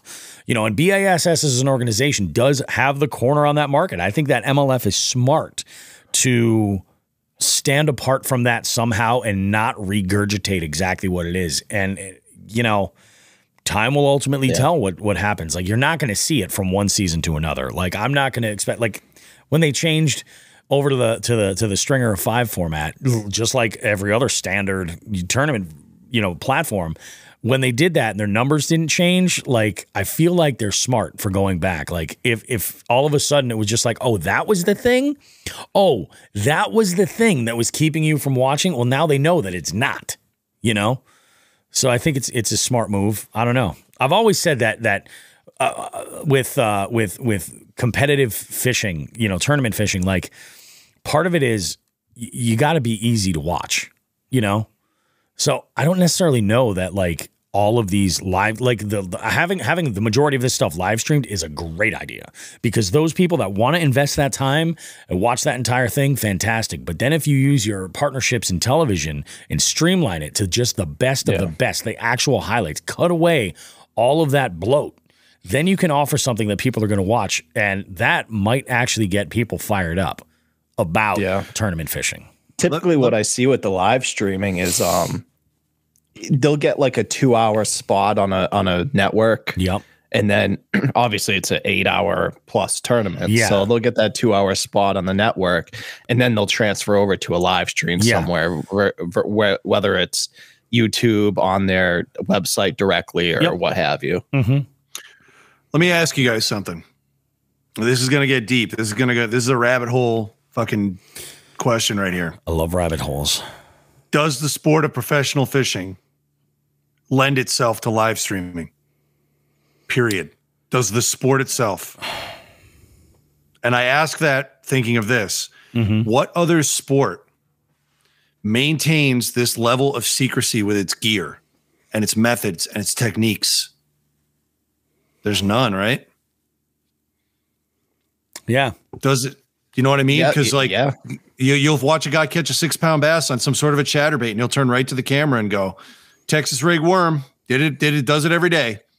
Because they don't want especially if you're live streaming. If I'm on another boat, why can't I live stream my competitor watching him catch fish on a chatterbait? Well, I think that's not like so. I'm assuming BASS and MLF do the same thing, and maybe this is where like the catch photo release thing would be tough, and unless it's just like the Marshall. But even for my tournaments down in Hartwell, I was not allowed to have my cell phone. I was not allowed to. Because I'm not allowed to make calls and talk to people about, you know. But I was not allowed to have my cell phone. So you can't even have it on for emergencies? I can have it for emergencies, but I can't. I'm not supposed to make calls. Gotcha. So it's not like you put it in what do you call it? One of those pouches or something like that where it can't be retrieved or anything like that. No. I had to put it in my in a compartment, and it was for emergency only. So let me let me get into that on what you just brought up with the CPR, Joe. So one of the things that I did last year when I was running a tournament was I wanted the scoreboard off. Yep. All right. Because if the scoreboard's off, you're not seeing your competitors where they're catching fish, because you can look right across the lake and, oh, there's Frank Rizzo over there fucking ripping in. Oh, there's a 16, there's a 17, there's a 19. Yeah. You keep the scoreboard off. And it's funny because those of us that have fished big boat tournaments, that's just the way it is. Yeah. Like, you don't know what's happening until you get back, unless you happen to be clue. close to somebody and see them. Yep. And there was a couple folks that said to me after the event, I didn't like that. Yeah. Like, dude, that's the way fishing's. But I actually think that that's the way kayak fishing can change. Keep this. Number one, the live scoreboards are bullshit anyways in kayak fishing, because people fucking sandbag up the ass so people don't see where they're fishing. So in this case, I hate to say it, I hate sandbagging, but I think they're justified in doing it. Yeah. Because if you're catching fish too many times in a kayak tournament, you catch a couple fish and all of a sudden you're surrounded. Yeah. Yeah. It's like, dude, get the fuck out of here. Like, fish yourself. I think I think you kind of hit the nail on the head, because I'm sitting here trying to think, like, what other sport is so secretive? Like golf. There's none. Yeah, golf. Yep, you see everything. You got the scoreboards there, and I know personally of pro anglers who are sponsored by whatever company, but they'll go to like expos and stuff like that, like on the side, like a drug deal, be like, hey, yo, can I get like 30 of those jigs right there? Just don't tell anyone I was here. You know what I mean? Oh yeah. And just like Shawn said, they're throwing the chatterbait. Those but they're like, yep, got this one on another Texas rig. You know what I mean? It's different. Like, with golf, like a 9-iron to 9-iron is a 9-iron. But if a fish is biting a black and blue fucking chatterbait, but nothing else, like, that's a little different, Yeah. So that's something that you have put in your work. You have, found the juice essentially. And that's where your how you've gotten ahead of your competition. I'm just curious how this is different from like tournaments being on television, like the live stream element. Like, what is that? I mean, I feel like you still see the same thing. Like, you know what I mean? So-and-so's got whatever logo on their boat, and they're like, they might be fishing them on something else. Like, how is this different because of live streaming? Real time. Gotcha. Yeah. Real time. Because even if your phone's off, oh my God, I got it. Just like, oh, I'm accidentally catching this bass. Well, I had to get a phone call from my wife. Something was going on with the kids. Chatterbait. Yeah. Hey, the kids are sick today, chatterbait. So I will tell you, if they did do CPR, there is an easy fix with the, you can't use your phone thing. I'm pretty sure MLF could afford a fucking tablet to be used as the official entry device. Yeah, absolutely. And I guess that's where you kind of still have that Marshall on the boat. Yeah, you know exactly. what I mean? The There's Marshall ways around handles it. the tablet phone, whatever they use. And, it is definitely doable. I think it's kind of I think why they haven't and why it would be tough, and it's just because of this is how they've been doing it for so many years. So it's going to be that's stigma, always the biggest. We've always done it this way. So why would we change it? That's when that's the first thing that comes out of your mouth. That's a good opportunity to look back at what you're doing and say, is this really the fucking reason why we want to stick with this? Just because that's the way it's always been? It's usually a big red flag. Yeah, it is tough. I mean, I can't say that I think that MLF's going to tread water here. I think in reality, only time will tell. I think that a season is not long enough to look at an overall trend. I just think that it kind of looks like they switched to that big bass, that top five, that stringer of five format, to say, okay, so we did it. That was everybody's biggest thing. And well, nothing changed with our numbers or anything. It's not like we got tons of new, people following us at all. So we're going back to what we did. And I think that if they just stick to their convictions, I think that's the move. I think you're right. I now after you saying that and hearing it, like, they kind of tried to maybe copy back to BASS. They're like, oh, nothing changed. We're going to go back to our roots. Why we changed what we changed. Now, what about thinning the herd and doing, and I'm not talking about spending a weekend up at Lake George.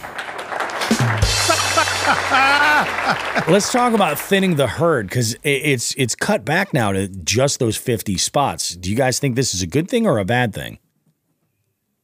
Again, I don't know where you read those things, and I don't know what, I don't care about I don't follow any of this professional stuff, but like, I related it to college football in a way that everyone hated Bobby, Joe, you might know a little bit about this. Yeah. Bobby, I'm going to go over your head with this, but there was a system in place for years called the BCS.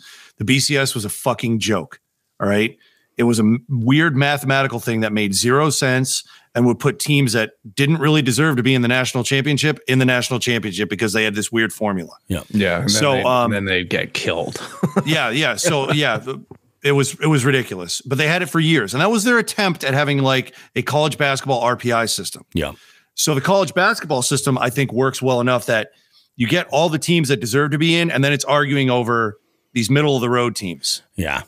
All right. So it's like lesser teams that win their conferences, better teams that win their conferences, teams that get voted in. And through the combination of this process, the vast majority of the teams that are supposed to be in the college basketball playoff are in. Yeah. When it comes to college football, it's been like figure skating for our entire lives, up until a few years ago when finally they broke down and decided to get what is it, an 18 tournament now or a 4 team? I already forget. I don't care. I stopped watching. They burned it out. They changed the format though. Yeah, they finally have a tournament. So there was actually a book, an author on Yahoo Sports, Dan Wetzel. Loved reading Dan Wetzel for years and years and years, and he fucking hated the college football postseason. So he and another guy wrote a book called Death to the BCS. And they said, look, if you took all the conference winners, right? Easy enough. Even the little conferences, big and little. Mm-hmm. There's 11 conferences. They all went into the playoffs at the time. That's 11 teams out of a 16-team playoffs. And the other 5 were the at-larges.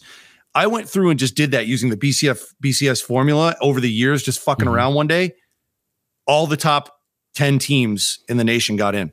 Every year. Yeah. So the top 10 teams were in, plus 5 mid-majors that really were probably going to be cannon fodder. But then you have the Boise State Oklahoma game. Yeah. Where Boise State's fucking pulling trick plays out of their ass and they beat Oklahoma. Great. That was the Tampax fucking heavy flow day bowl, whatever the fuck it was. Can you imagine if that was a national semifinal? The people in Oklahoma would still be going up to Boise to fight people right now. It's Tuesday in March. What do you say we grab a couple cases of beer, drive up to Boise and fucking fight? You know, like that would still happen to this day. But they wasted an opportunity because college football at that time, just their fucking postseason was outsourced and they sucked. But I'm hoping that's the same thing MLF did, where you've got all these different tournament trails that are feeding into this championship series, and you're getting guys who win the big ones, guys who win the little ones, and then we fill in the blanks with the best anglers remaining. That's hopefully what we were reading. From the way it sounds, I think that's exactly what they're trying to do, is to spotlight the best of the best and do it in a way where, like, you know, so you make it a little bit tougher. So it's funny. This came across my way, and I said, well, why should we cover this? Like, I don't get it. I knew everybody was going to be talking about it, but I'm like, what are we really going to bring to the conversation? I'm like, other than Joe's experience in the big bass boat tournament fishing world, like, what is it worth it? And this one individual was like, cause it's fucked up. And I'm like, and I was just like, I don't know how fucked up it. I mean, I'm not sure 100% what their position was, but did MLF have a recent change in organizational management or anything like that? Is that why they went back? Did somebody lose their job and somebody else stepped in and said, okay, well, Frankie Rizzo here took us down no? Oh, that's weird. All right. Duckett's he's kind of been in charge for a minute. Yeah. That's usually when you see something like this happen. You know, a CEO or a CFO says enough's enough. We're not like the military, right, Shawn? Jesus, that's different where somebody new comes in and says, hey, we've got something that works here. We're going to go ahead and put our stamp on it and break it. Yeah. Fuck it, because I want a promotion. Oh, great. Thanks, asshole. I want that bird to turn into a star, so we're going to do it my way. And we're going to do it my way. Everybody knows that that Boyd Duckett is an individual that you can believe in and trust, to deliver a great product. So it should be good. Shrouded in controversy. Let's just say so funny thing about Duckett real quick. So that the tackle shop we highlighted last week, big sign on the door. Buy one Duckett rod, get two free. I don't hate that reel. I'm just saying. I don't hate it. Oh, the Paradigm? Yeah, it's not bad. Yeah, it's a nice reel. I don't hate it. Anyway, we're getting way off topic. Guys, let's take a short break, reconvene. We got a call on the hotline. It was burning. It was burning hot. We got a call from one of our listeners asking us to give a little bit of insight about fall fishing, and we're going to chime in on that. We have also an FTG for you that I'm just going to upset a huge population of the fishing world, and you know what? I'm okay with it. I'm fine with that. And then in Gear of the Week this week, we're extending that gear family. We're including everything.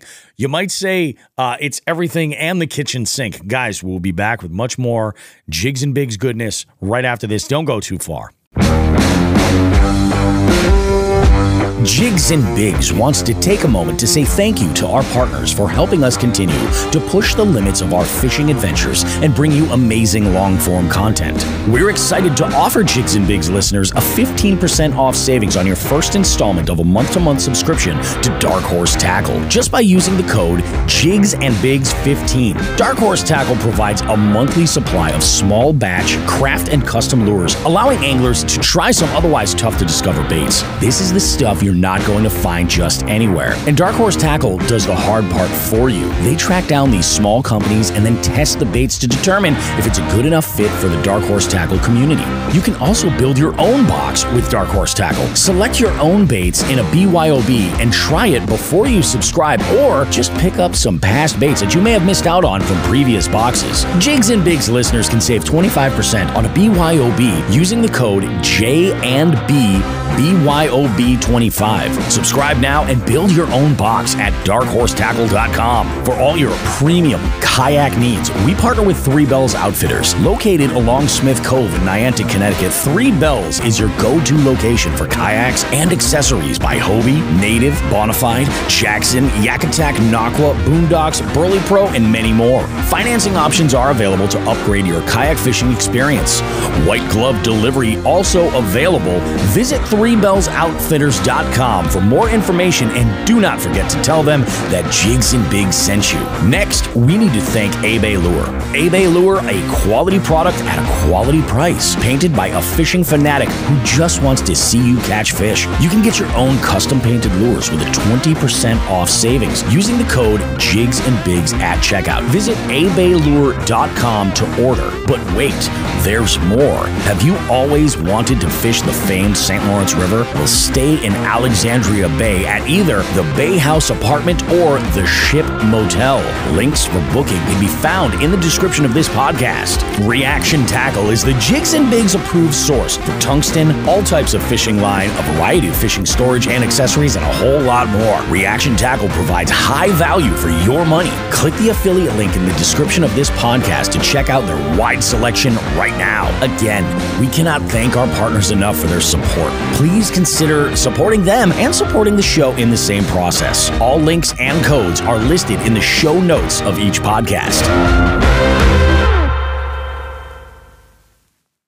Hey, you. Yeah, you.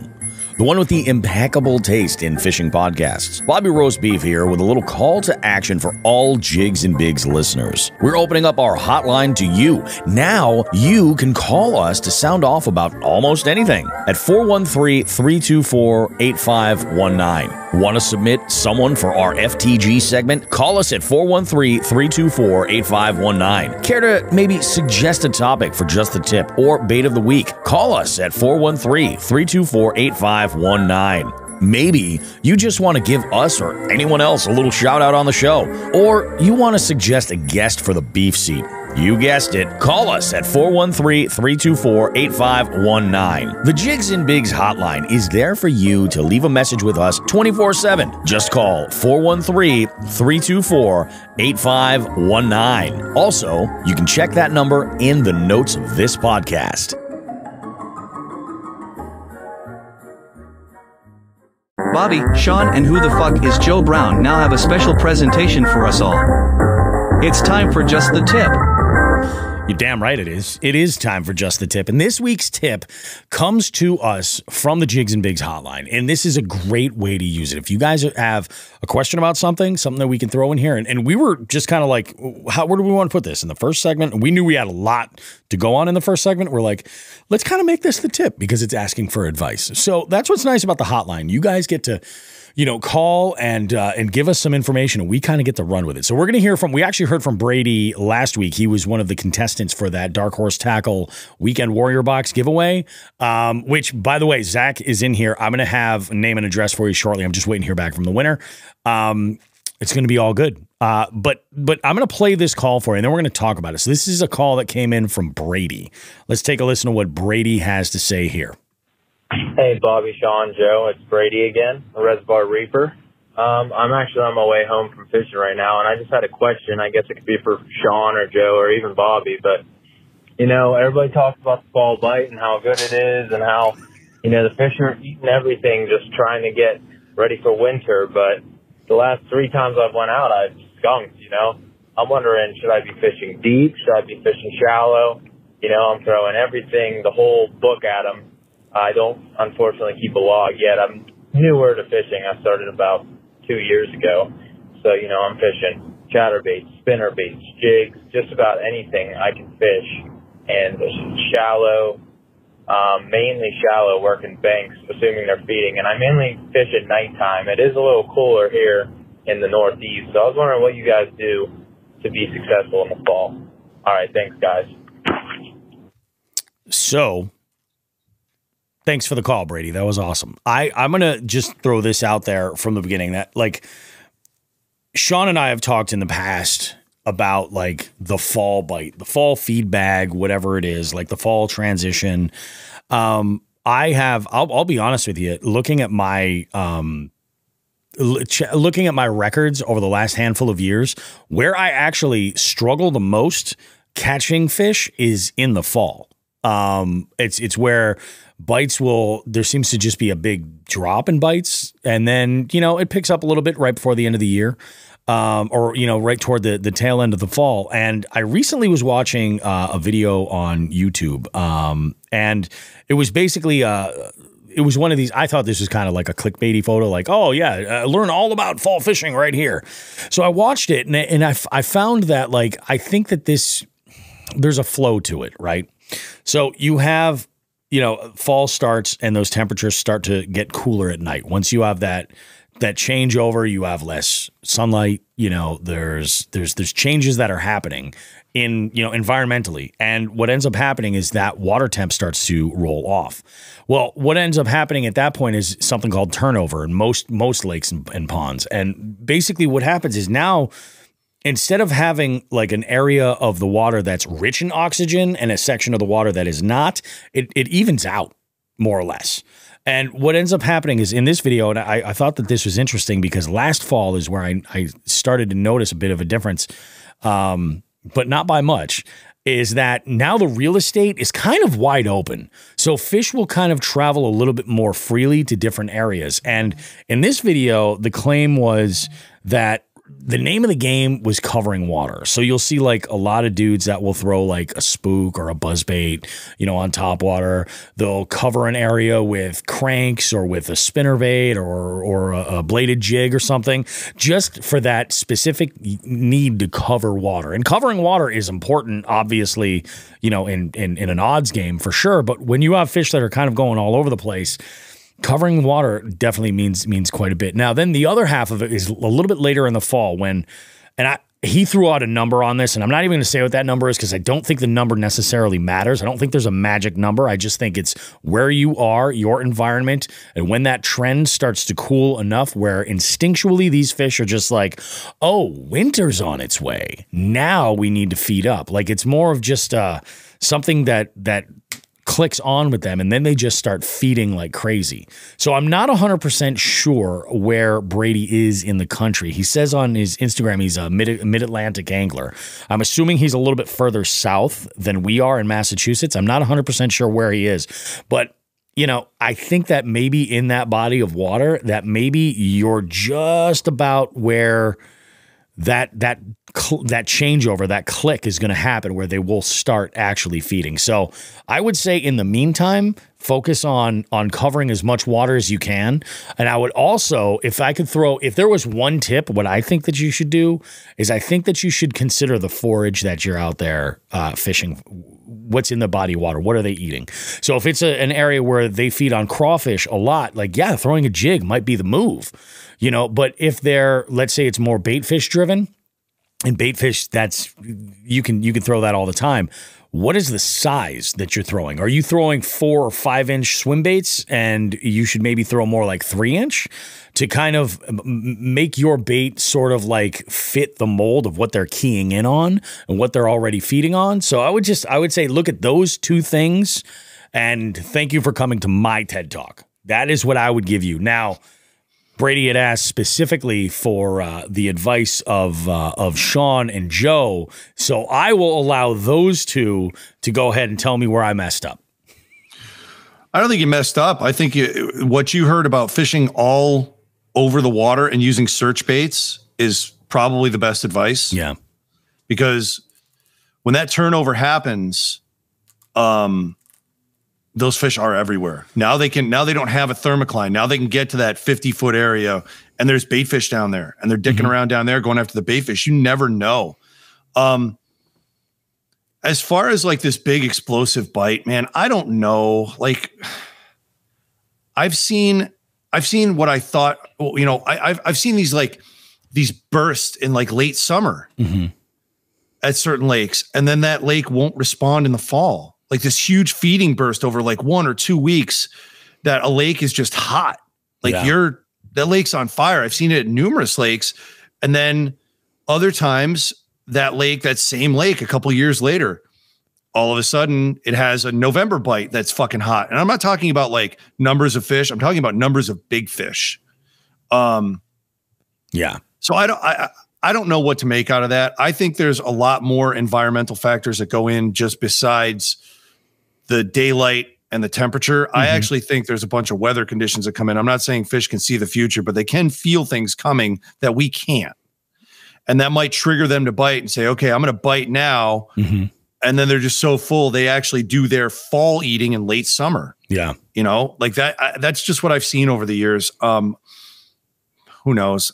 Maybe I'm not hitting enough lakes in the fall. Maybe I'm too worried about basketball and fucking soccer right now. And then maybe 10 years from now, I'll have a whole different view on this. But right now, like that hot bite, I mean, it's pretty standard where you'll see in the spring, right before 60 degrees, you'll get a huge bite of big fish. And then 60 degrees, it falls off because the fish are breeding. And then it'll pick back up midsummer.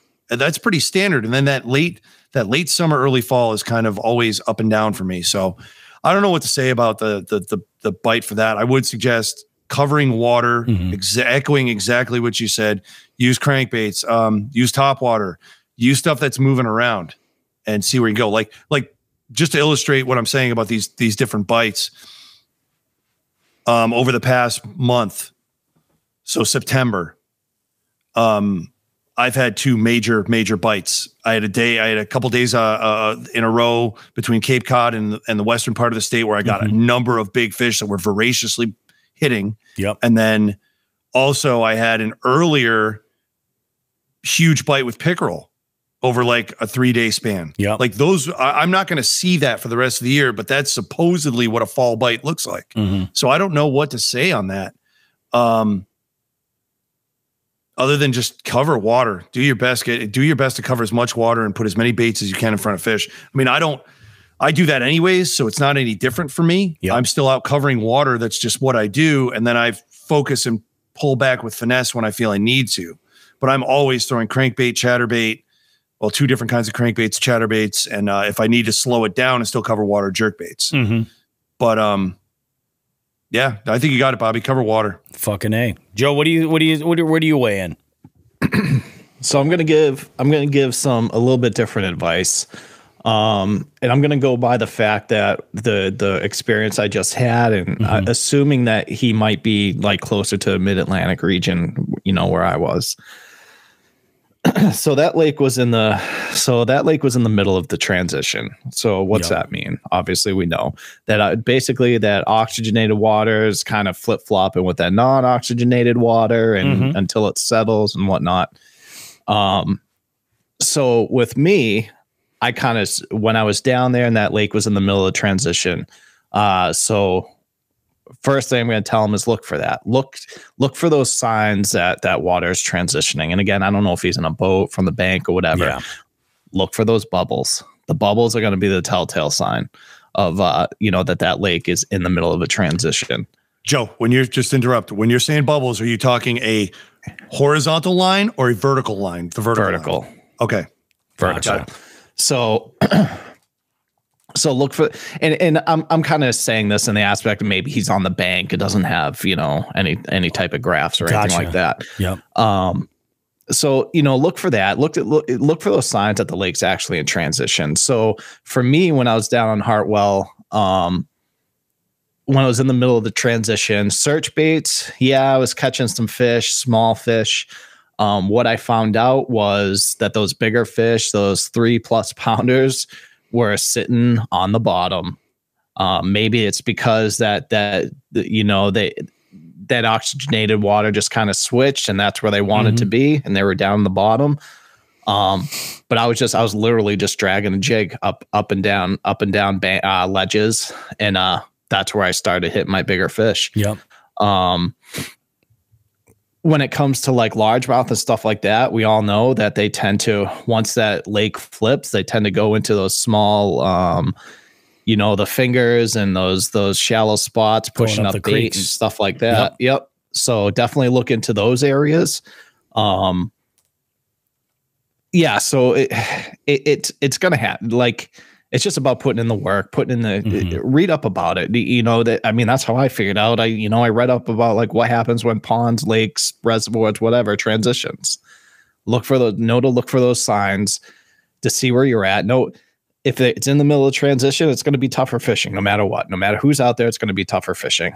But the techniques that I can give you are, try to get into that deeper water. If that, to see maybe that oxygen's a little bit better down there, try to drag a jig, shaky head, even a Ned, anything like that. And if you think that, that lake is already flipped or whatever, look for those largemouth and those fingers, those creeks back in those creeks where they can push bait and stuff like that. So I guess that's the tips that I can give for that. It is funny, man. I've heard a lot when it comes to fall, like, oh, just chase the bait. And I mean, that's kind of a no-brainer. Like, eventually those bait are, a predator is going to roll up on that bait ball if you can find them. But that's part of the issue, is that they can go fucking everywhere. So if you get a bunch of bait that are down low, and they're just like, oh shit, this is nice. Look at us down here, And I believe when water temperature turns over, or not water temperature, when the water turns over, does the temp also like kind of mix? So yes, I thought that was. I know the oxygen. Right? I thought the oxygen followed the temperature because. Yeah, I think about it this way: when you're in the summer, right. The coldest water is down at the bottom. Yep. The coldest and least oxygenated or non-oxygenated water is down at the bottom, and that layer of that layer of cold water where it meets the warmer water that's oxygenated is your thermocline. You're going to see that on your fish finder, right? Yep. So when the temperature starts cooling down and it flips, So basically, you know, at some point you're going to have ice, and that's your coldest water in the lake is at your surface, and your warm water is going to be down to the bottom. I thought that's where the oxygen spreads out and slowly starts dissolving throughout the course of the winter because there's no plants there to replenish it. That's what that's exactly what I thought. And all right. Yeah. Okay. But I thought I'm no biologist, but I thought that temperature, lead, and oxygen followed. Yeah, no, that makes sense. It does make sense. Yeah. I don't know.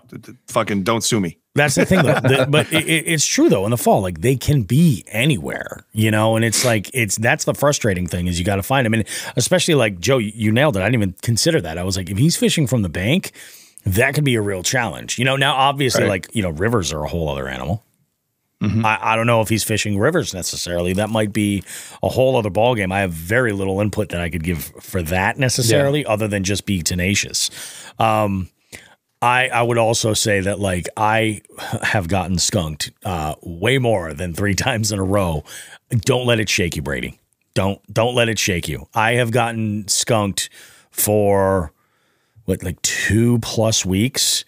And that probably would equate to like 8 to 10 trips. It's a mental game. Don't let it shake you. You'll get on them. Trust me. You just got to keep fucking around. Fuck around and you will find out. That is 100% true.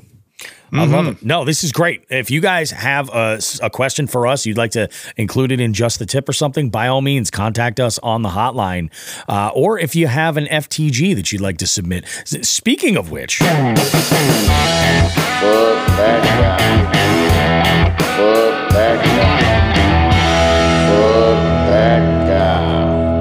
Now, people take a look at my kayak and they immediately are like, oh, that's a bass angler right there. They listen to this show, I mean, with our logo, and they're like, oh, this is a bass fishing show. You know, even though we do our part to really be as wide open with fishing, and, you know, I mean, we'll talk a little bit of everything. We'll talk a little bit of ice fishing, you know. We've had guests on in the past that fly fish exclusively. You know, we have the market cornered on the best multi-species scavenger hunt really in the world. So we try to be open when it comes to fishing. I am going to piss off so many fly anglers right now, and primarily the guides. So I went to the Swift on Sunday, and I was amazed at the traffic in this one parking lot for the launch. And I mean, I was like, holy shit, there's a lot of boats out there. For the amount of trailers that I saw, I was expecting to see way more boats. Now, there was a guide who was setting some stuff up and was waiting, I think, on a client to arrive or something. But there was another guide who had their raft in the water at the launch. And I had waited until, you know, like they were going to leave. And I saw that like they were either waiting on somebody or something, and they weren't, you know, they weren't on their way. So I go and I walk my boat down to get everything ready, and they kind of take off with like, you know how fly anglers kind of have that like snooty attitude. They look at you like, huh, that's not Orvis, you know, or whatever. You know what I mean? They get all like, let's get away from this savage over here. So I'm like, okay, whatever. Fuck you. I don't give a shit. Like, I'm going to launch my boat. It's all going to be good. So I get out, I get off of the launch, and I'm sitting in my boat and getting a couple things together, you know, dotting I's and crossing T's, making sure everything's all in order, made sure I got my identifier on and everything. And, you know, I go and they start making their way. Actually, no, they were still up by the launch behind me. So I start going downriver, and they come around and they're like, oh, we're coming up on your right. I said, okay, no problem. I stopped fishing, right? So I wouldn't cast and hit because it's pretty tight back there. They come around on my right and they go and fish in front of me, which is fine. Now I'm basically just floating. I'm going with the current for the most part, just kind of drifting downriver.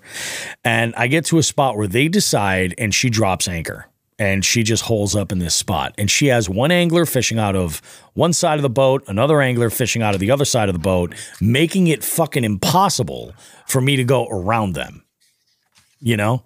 And I'm like, okay, this is fucked up. So I recorded a little bit of video venting my frustration. I was like, oh yeah, we got an FTG coming up. See this little raft right here?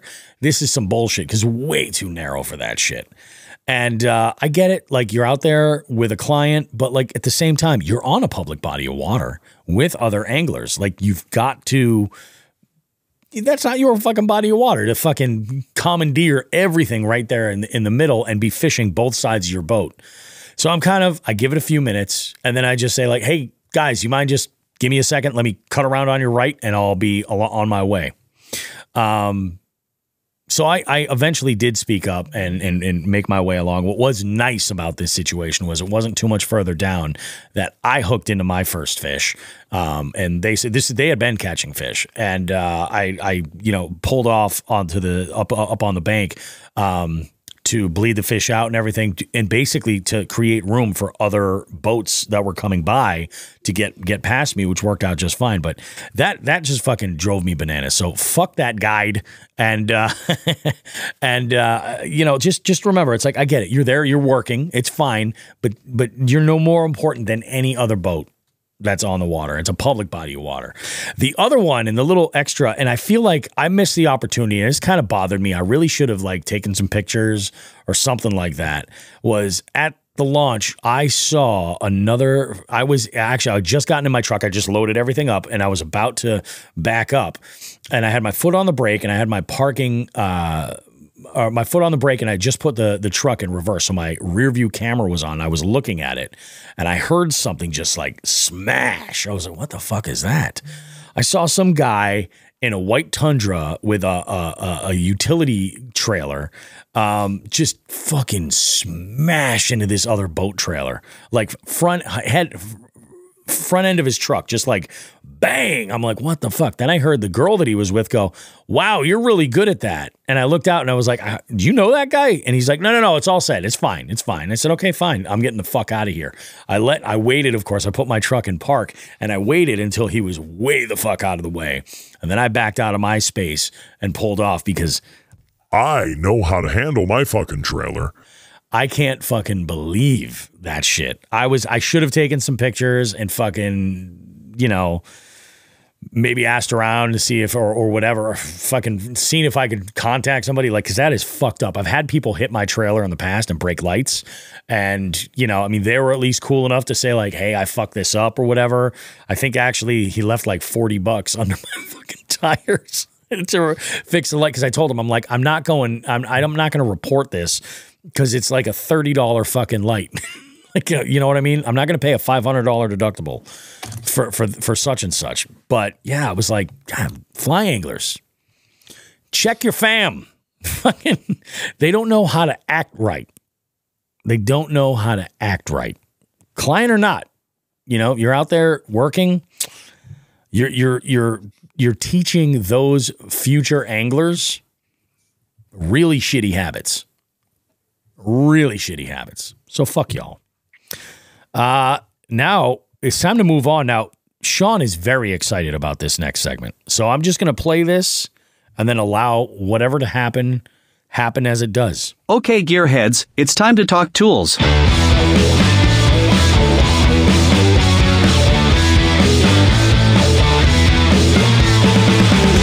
Jigs and Bigs Gear of the Week. For you WWE Attitude Era fans, I have one very familiar line for you guys. Devon, get the tables. I did a little table shopping this week. I decided that was a way to go with my my new Native Ultimates. I was going to put them up on folding tables to see how that would work in my garage, so that they were pretty close to being in line with the tailgate of my truck, so I could slide them in and out.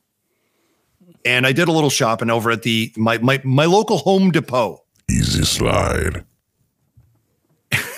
Yes. And I started poking around over there, and the stickers on the folding plastic tables, the ones that fold in half and they have metal legs, didn't have weight capacities on them. So I figured my kayaks are about 50 to 60 pounds. Mm-hmm. Fully loaded, they're getting close to 100. Fully loaded with gear, we're talking, worst case, 200 pounds. And I wanted at least a 6-footer by 3 across, two of them. those tables did end up having a capacity. The 6-footers had a capacity of about 450 pounds. And then I looked at the 8-footers, the 8x3s. The capacity on these tables said, and I quote the Home Depot website, 1,500 pounds each. And I said, oh, I gotta see this. Even if it's half that, I'll be fine. Oh, yeah. And I picked up 2 of these 8-footers. They were by Lifetime, Bobby was the brand. Lifetime, I believe. They were $80 a pop. I put them in my garage, lined them up, got the kayaks lifted up on them. No big deal. They're there. We're not moving around. They're good. I went fishing the other day for that hour, and obviously it was raining really, really bad. Came home, and I had anywhere from 5 to 10 gallons of water in the kayak, because, again, these are basically canoes. It is a lifestyle. It is. I was able to – it's a lifestyle? It is. Lifestyle? Okay, I thought it was lifetime.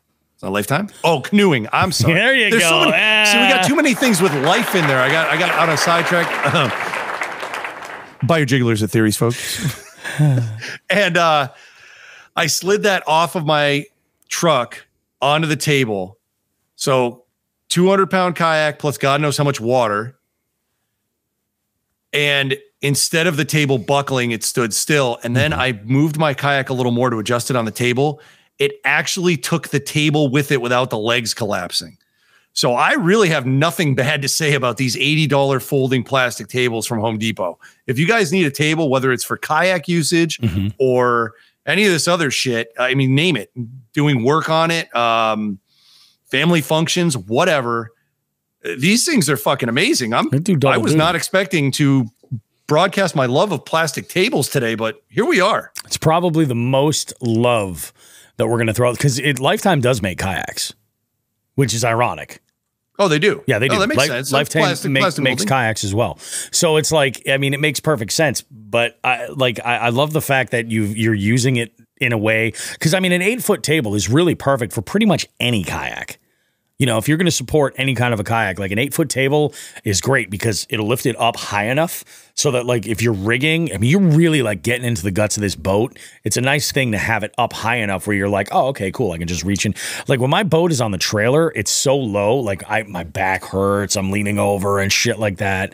But like to put it up like that for maintenance, especially off season, like if you're in New England like we are and you bring your kayak indoors, and, you know, you're going to like maybe rig some new stuff up. Maybe you have plans for, maybe you're throwing some, you know, forward facing sonar or something on there. You got a big wiring job. Picking it up like this is a good thing. And for the price, come on. 80, but what'd you say? 80 bucks? $80 a piece. And my initial plan was to put them perpendicular to the kayaks. Yep. And then when I saw the 1,500 pounds, I said, well, fuck it. I'll just put one on each. Yeah. Instead of across. Yep. Oh my God. Yeah. I'm psyched. Unexpected little find there that this works out. That is fantastic. How do you drain the water from your kayaks? Like old fashioned, you just tip it over and dump it, or like how do you drain? Because you don't have scuppers, right? Yeah, no, there's no holes. Yeah. I've done both. I flipped it over and I have a bilge pump, a handheld bilge pump. Yeah, that's right. That's right. Yeah, I do both. Depends on where I'm at or what's going on. If it's the end of a trip or whatever, and I've driven home in the rain, I have taken the time to just pull the kayak mostly out. I do have a ladder rack in my truck, and I flip it over so it doesn't hit the ladder rack. Yep. And then just pull the drain plug prior, and it'll pour out that drain plug. Oh, fuck it will pour out. Yeah. So nice. That's not too bad. I like these boats. Yeah. And that's just, there's no such thing as a perfect kayak. Yeah. Every kayak has a flaw. The flaw in these is there's no scuppers and you're going to have to drain it. Yeah, exactly. And I mean, really at the end of the day, your relationship to your boat, regardless what it is, it's up to you, you know, and like what you prefer and can deal with versus the other. That's awesome, man. That's a good piece of gear. I like that. That makes me feel good. It makes me feel all warm and tingly inside. Do we have anything else? That's gear of the week. I mean, that kind of wraps things up, guys. Let's go ahead. We're just humming along here in segment number 2. We're going to take a short break, and we're going to come back. We've got Becca, Fishing with Becca, recapping our last trip out together. Plus, we play Overrated, Underrated, Overland Edition. She talks about some pretty amazing shit coming up that she will be announcing on her channel very soon. Brand new build, brand new rig. It's absolutely crazy. And then we'll wrap things up shortly after that. You guys don't go too far. We got much more Jigs and Bigs goodness with a special guest in the beef seat coming up right after this. Hey guys, Bobby Roast Beef here from Jigs and Bigs. You know, if there's one thing I can't stand spending money on, it's on something that's not versatile, something that I can't get a lot of use out of. I want to talk to you about Frost Buddy. What Frost Buddy is it's one of those can coolers. I've seen these before. In fact, I have some that are limited to only fitting one specific size of can, like a standard 12-ounce can. I stumbled onto Frost Buddy, and I was blown away with it. So versatile. Fits standard cans, tall cans, slim cans, and even 12-ounce bottles. And the magic is the insert fits all of these items in various stages within the insert. And when you take that out, you can fit a full 16-ounce tall boy can. In fact, it even doubles down on being versatile with the coffee lid. And on my recent trip to Chickamauga, I had a field day with this thing. I was throwing beer cans in it. I'd have coffee in the morning. On the drive, I was throwing in all different sizes of cans for different canned coffee products to keep me awake on the long drive back. The thing was amazing. So I recommend you check out Frost Buddy. If you're in the market for either a travel cup for your coffee or a can cooler at all, either one of those, check it out. For the money, you cannot go wrong. What I've done is this. In the show notes for this podcast you're listening to right now, if you look there, you'll find a link to Frost Buddy where you can get yours. And not only can you go and get your Frost Buddy there, but you can help out the show as well. Go and visit that link in the show notes to this podcast. Check out a Frost Buddy. Tons of colors, tons of patterns, all kinds of great stuff. And it's a great spot to put your Jigs and Bigs sticker too. Take it from me, Bobby Roast Beef. You're going to get the most versatility out of this one product, probably out of anything you're ever going to buy, especially for anything that you're drinking. Frost Buddy. It works for me. I'm a happy guy.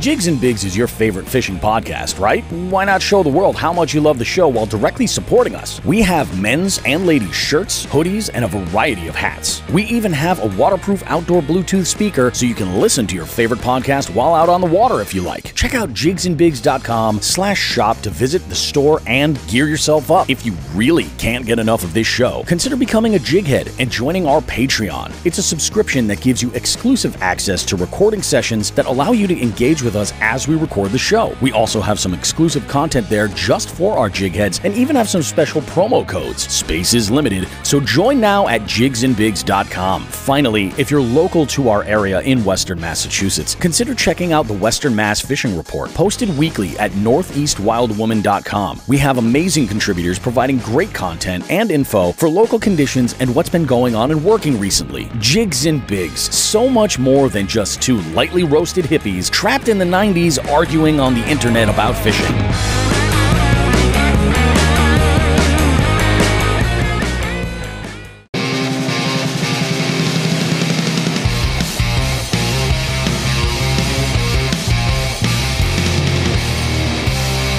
Alrighty guys, Bobby Roast Beef back here with another episode of Jigs and Bigs. This week we have another returning guest. We've got Fishing with Becca with us. Post her big send out to the western part of New York to do a little bit of salmon fishing, which her journey started with our little camping trip. Becca, it's good to have you back on. How you doing? Good. How are you doing? I'm doing good. I'm doing all right. Things have happened. I know you and I talked a bit when we were on that camping trip about how my goal was to get some gear together so I could bring my wife Holly out into the outdoors and everything. And it's funny, she actually saw the video that you had put out that covered our trip when we had gone out. And yep. I feel like she's kind of looking forward to it. So when I got back, I bit the bullet and I ordered a ground tent, a sizable ground tent, and I ordered 2 cots. I ordered all this stuff from Dick's, actually. From Dick's Sporting Goods. Oh, they have the best shipping. They really do. Like, they were underrated. Yeah, big time, big time. Like, I was blown away how fast this all got here. And the tent especially, because it was significant. It's a 6-person tent, and it's one of those, like, I think they call it like a sky lodge or something. Like, it's got the poles that are sewn into it. You just basically extend them out and you're set up, like, nice and easy. But I got these 2 cots. Awesome. And that was the killer. I was like, if she has a spot where she's comfortable sleeping, we'll be good to go. So I ordered these suckers, and I got like the Magnum ones. They're huge. And I'm like, so she can spread out. Everything's great. You know, I'm like, they're not big enough for the both of us to sleep on. But so I have 2 of them. And I got these, and I didn't get sleep pads or anything with them. I was like, we'll see what happens with just the cot, what she thinks. So they're pretty comfortable, honestly. Really are. They really are. And I don't even know if you need a sleeping pad. I usually don't use one unless when I'm ice camping. Yeah. I'll put one under, but for warmth, and that's it. Yeah, more to give you like an additional layer of insulation, which totally makes sense. Yep. So I was like, oh, we'll fool around with this. We'll see what happens. So I set the thing up, and I get on it first. And I'm like, see, it's sturdy. It's stable. It's all good. Why don't you climb on? She got on there with both dogs. And I am not bullshitting you when I say that this woman took a 90-minute power nap. Straight up just fell asleep. Like the snoring, like ridiculous. And she's ready. Yeah, then. she's ready. So we booked a one-nighter using Hip Camp up in Vermont. So we're gonna go and give it a send. Yeah, we're gonna see what it's all about. I pre-ordered firewood and everything, so we're good to go. And we're gonna cover some of the stuff that she and I had talked about. But it's happening. It's game on. Dude, Lila was watching we watched a video last night. Mm-hmm. Because we got kicked off of Netflix and Hulu. We have nothing. So we have just been watching YouTube. And she was like, all right, let's watch your new video. I don't enjoy watching my video, like rewatching them again and again and again. But we were watching them. We watched a video of us. And Lila was like, oh, I want to go camping with him. Like, we should all go camping. And I'm like, he's getting stuff ready for him and his wife. He's going to get a system dialed, and we'll be out there. It's happening. And the kicker is, so we can't bring Hudson for this one because she wants to bring Eleanor, the little gray derpy, like which I think is kind of good because Eleanor is try it out. She's a lap dog. She's a snuggler. You know what I mean?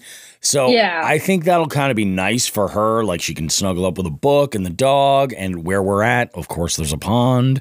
So I'll go and do a little bit of fishing. You know, she doesn't give a shit about that, but it should be interesting. Fingers crossed that it's all good. But what is also nice is that now I've got this gear that I can utilize for all these other trips. Like I've got a whole group of friends that are like, oh, it's pretty cool. You go out and do these trips like the Moosehead trip and stuff like that, which I got to send you the pin for that. I keep forgetting to. After we're done here, we gotta do it. Yeah, I'm sending you the pin for that because you got. When it gets a good ice, we should ice fish it too. Fuck, we should. I heard it sucks to ice fish, though. I heard it sucks. Well, like it's so hard because, like, if you don't know what you're doing, you're not catching anything. And that's exactly it. Like, I wonder if there's any ice guides. Oh, for sure. There's gotta be. Moosehead, yeah. There's gotta be. There's gotta be. Oh yeah, I'm sure if I Google it right now, there'd be 1 or 2. It's probably going to be frozen next week. That's an exaggeration. Have they hit freezing? I don't know because all next week it's 40s near me. It is, yeah. But I have a feeling it's going to be icing up soon.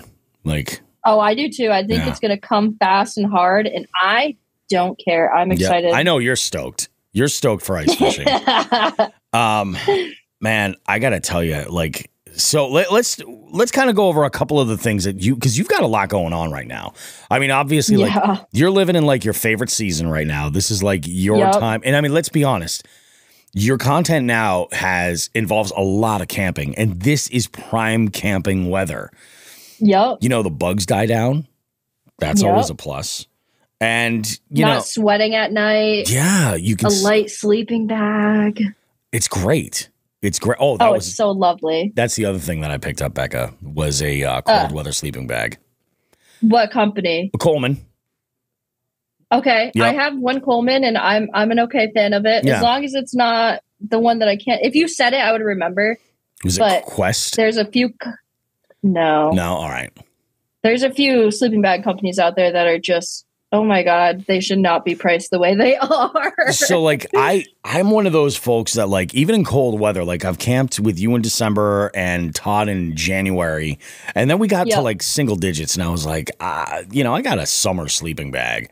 And I'm one of those people where like even in, when we were camping on the Cape, Like I would just wear a base layer and I was fine in that sleeping bag. Yeah. So I really only kind of needed something that was like a 30-degree bag because I'm not looking to like be boiling inside that bag because that's counterproductive. I'm a hot sleeper anyways. Yeah. Like we keep our apartment cold when I'm home, like cold. This is it's funny because this is my favorite time of the year for that game.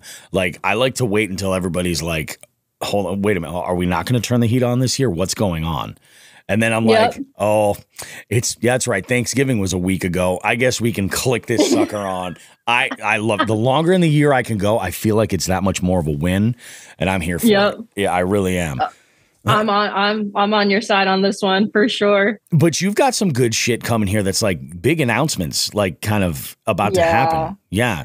Now I know obviously like you want to kind of keep things on the wraps because you've got a full like announcement video coming soon about this. But what can you tell us about what is on the docket for you as far as like trips or maybe gear or anything like that you want to kind of like let us know about?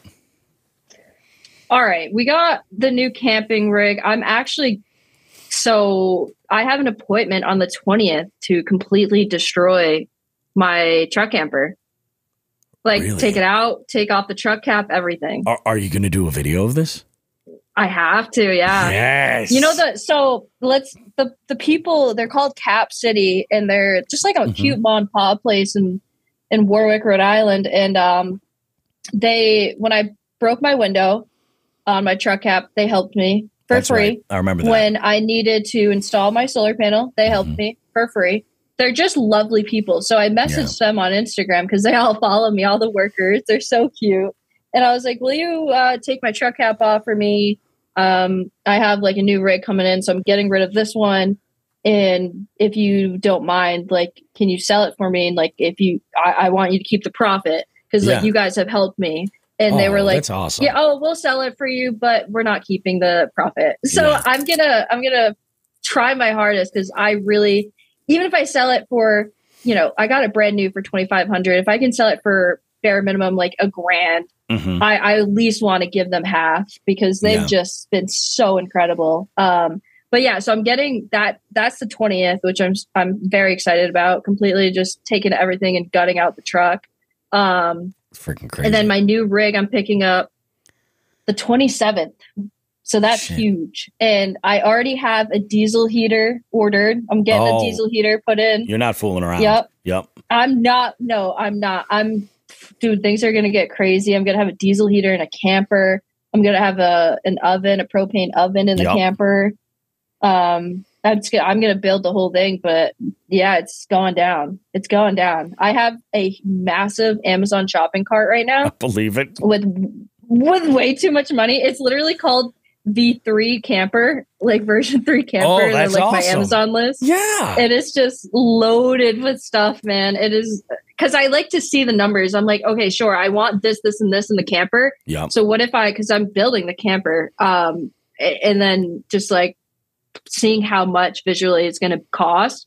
And then also insulation, wood, stain, all that bullshit. It's going to hurt. It's going to hurt. That's wild. I'm so excited. But it'll be and good. Have you seen what I did to the tiny house? I've seen some of it. Like I've seen what you put out for videos. Like how I haven't. I think you showed me some stuff that maybe you didn't put on Instagram. Maybe was there paint involved? Here, I'm going to show you this. Yes. Yeah, that's wild. Yeah, it looks awesome. Dude, it looks sick. So then I have the tiny house redo coming. So new camper, tiny house redo, building the new camper. My truck's in the shop right now, which is fantastic. What's going on? Lila took my truck the other day and she was like, oh, it's kind of acting weird. And I'm like, no, it's not. Like, I've been driving it. I just got home from New York. Yeah. I just drove it straight 6 hours or 7, whatever it was. I was like, you're fine. And she was like, okay, like, I don't know, it just feels weird. And then a code starts popping up in the screen. And I was like, oh, shoot. So then I drive it for a couple days.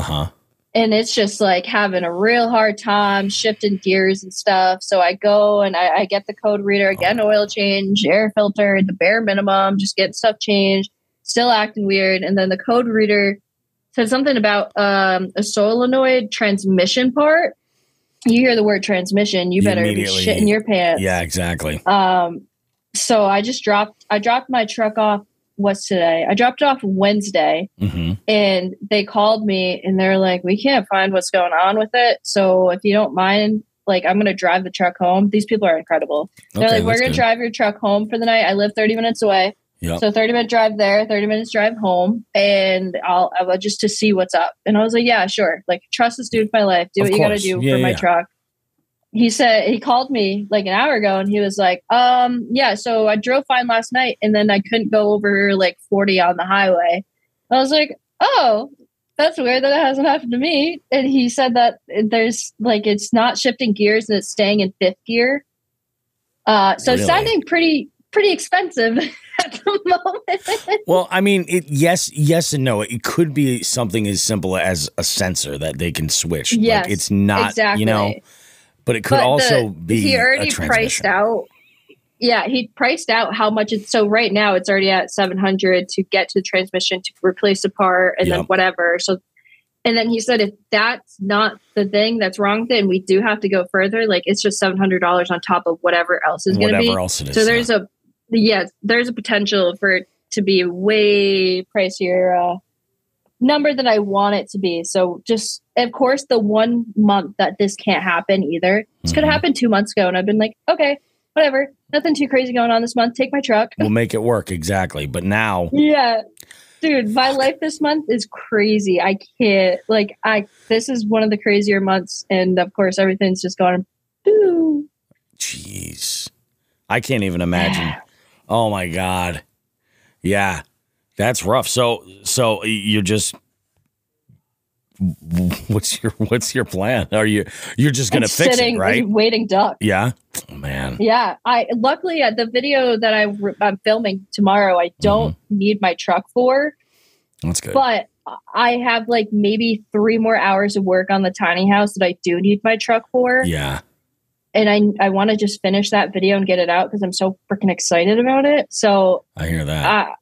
I just hopefully get my truck tomorrow. If not, it's going to be like Monday or Tuesday, and Becca will be poor again. It's all, you know what I mean? It comes and it goes. It's all ebbs and flows. Yeah. Well, did I tell you, my car from Florida, my grandma's car that I had, I just had to replace the radiator. Oh, for real? So having 2 cars sucks. Yeah, you think it's, because you're right. You're right. Because now you have 2 vehicles that you need to maintain. You know? Yeah, the radiator completely blew and went. Really? Just replaced that. That was like $600. Jesus. And then you got to fill up that gas tank and my truck's gas tank. Yeah. You know, if anyone thinks it's cool having 2 cars, it's really not. Yeah, I could see that. Don't recommend. Just stick with one. My goodness. Well, I mean, you know, on the bright side, you do have this new rig that's coming and lots of amazing trips lined up, which I think is freaking unbelievable.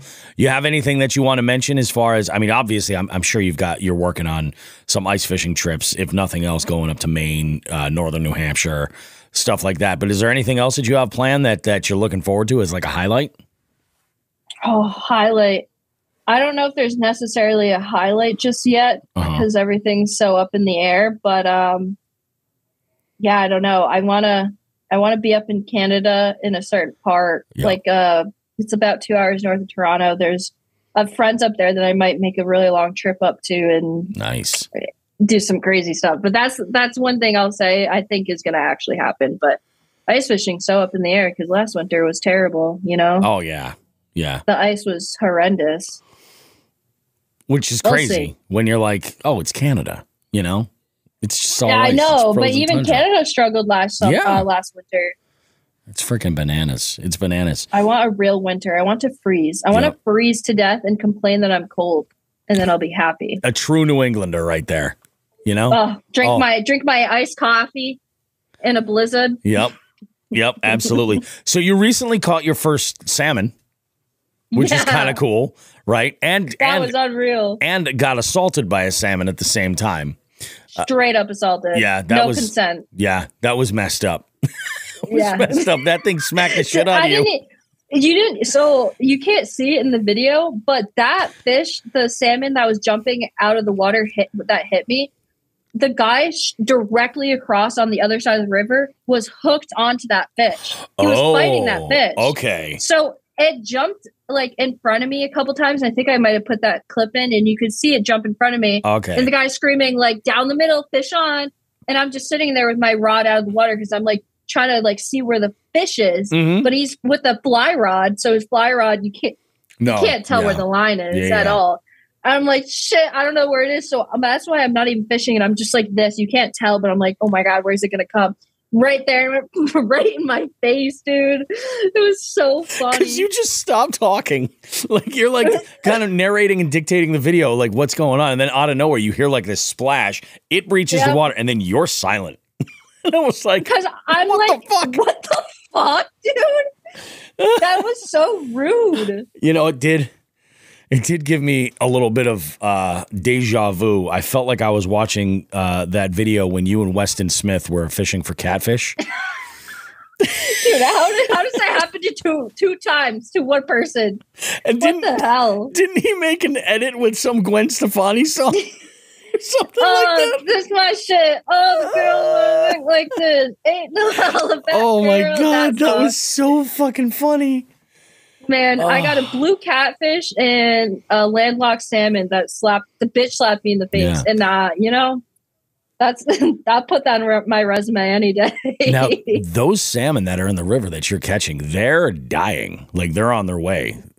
Correct. Yeah. Okay. So apparently the females go up, and once they lay their eggs, that's it. That's their purpose in life, and they're done. They they're start completely decaying. done. Yeah, it's crazy because some of those, the one that you held up, no, I don't even think it was that. I think it was another one. Really looked like it had like pieces of it were falling off. I'm like, oh, yeah. And it's sad because a lot of these, like, I didn't go prime time. I think this week is when it's like the most prime time to fish for them. Yep. But the fishing's going to get crazier there. And a lot of times you catch so many in a day, you just wait until you catch one that looks the healthiest to bring home. Yeah. The guy, Greg, that handed me off his rod, he said that last year, one of the days it was like 30 plus fish, and he just kept letting them because you can only keep 3 per person per day. I think. Wow. Yeah. Yeah. There's a lot of rules. But yeah, he was like, I just only kept the ones that didn't look like they were dying. Yeah. He's like, oh, wow. Nice. It's wild. When you think about it, you're like, wow, nature really is fucking just rough.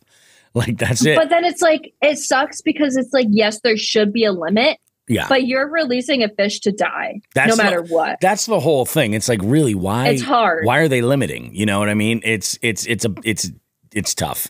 I guess you have to sustain the. I don't know. But then I caught a male. Oh, really? The one that I caught was a male. So I know that there's males mixed in too. So, but you can't regulate by gender of a fish. You can only keep female, you know? So I guess it's hard. Oh, for sure. That's nuts, man. Yeah, that is that is one. And I do love how on the second day, like when you went down there and recognized a bunch of the same people, like you walked down to that spot and you were like, oh, hey, how you doing, Greg? What's up, homies? How you doing? I was just like, she's fitting right in. This is great. And it was. Oh my God. I didn't put this dude in. You saw him for like maybe 0.3 seconds, but there was this guy that Greg brought with him, and I'm not gonna throw too high of a number, but he was definitely a way older gentleman, and he just looks like your classic like badass fisherman. Yep. Like he knows what he's doing. He's not even fishing. He's just sitting on the rock because like fuck it, you know. He's been there before. One of those guys. Yeah, it's just another day, and obviously I'm like so intrigued by him, so I start talking to him. And he lived in the middle of nowhere, Alaska for over 20 years. Oh, really? Yeah. And that's he is like, so that's why the salmon fishing is just like, that was my backyard type of thing to him, you know? No kidding. But he was one of the coolest people I've ever met in my life. Everyone that I met that trip was so kind. That's awesome.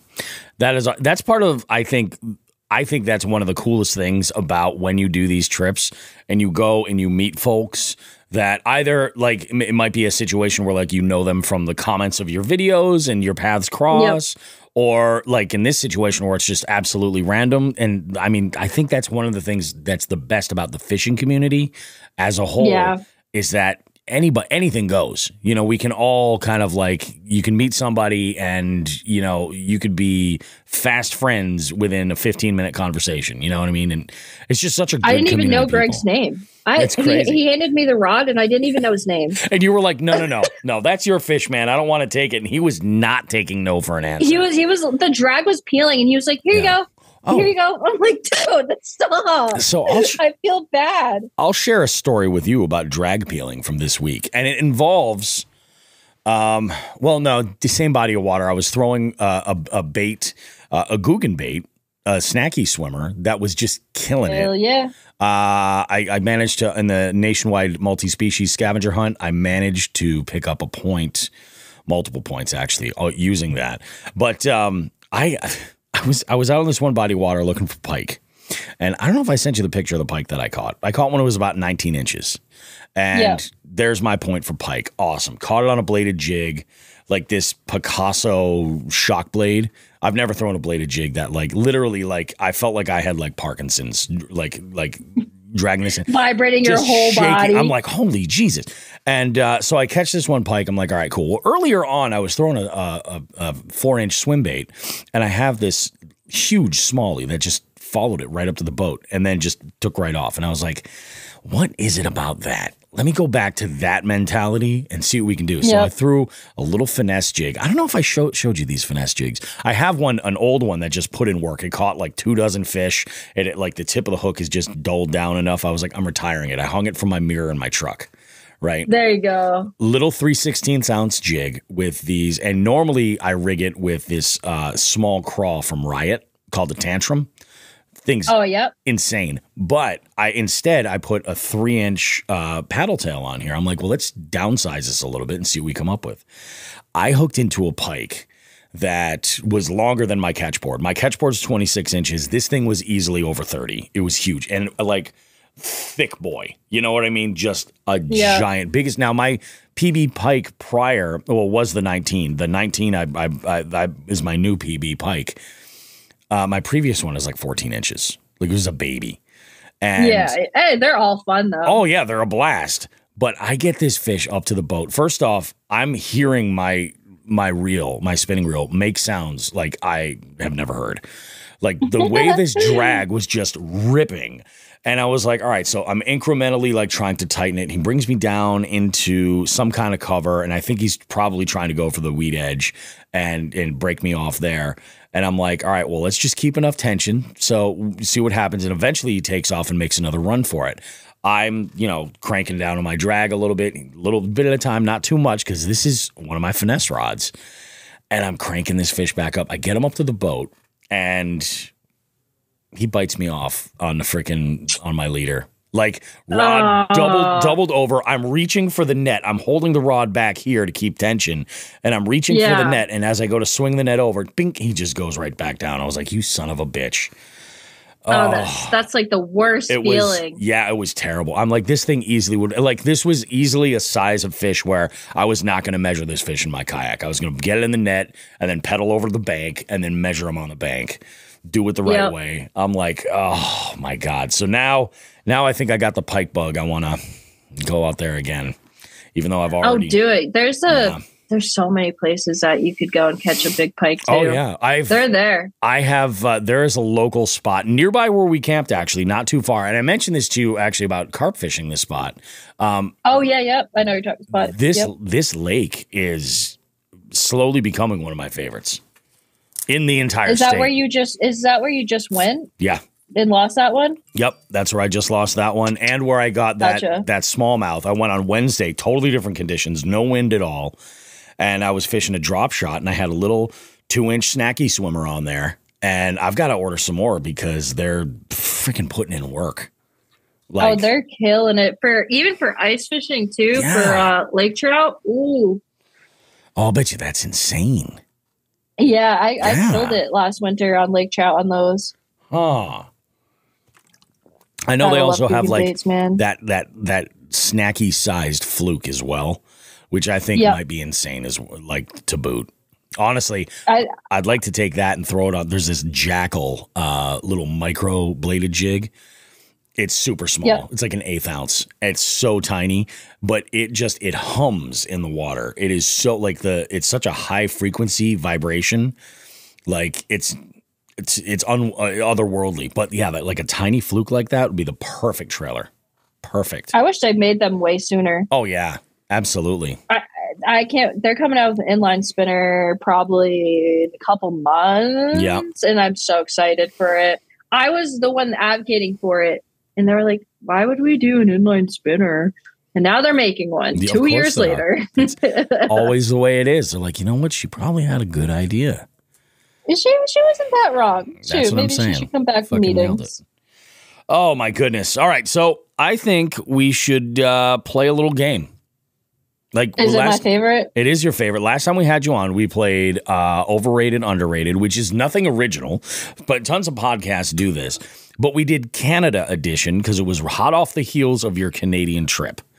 Yep. Now we're gonna play Truck Camping Edition, Overrated, Underrated, and I have a list of some stuff that I went and I put in here, and what I want to do is we'll go through these, but if you have some stuff that you want to throw out at me, I'm more than into answering your topics for Overrated, Underrated.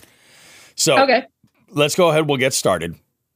Overrated or underrated? And this one's going to be controversial because it's one of the first things people think about when they think camping with their vehicles. Hold on, I have one in my notes. I need to put one in my notes before I forget in case you don't say it. No, perfect. I almost said it out loud. Okay. I got mine just in case you don't say it. All right, go. All right, first one. Everybody thinks about this. It's probably the most Instagrammed thing when it comes to truck camping or overlanding. Rooftop tents.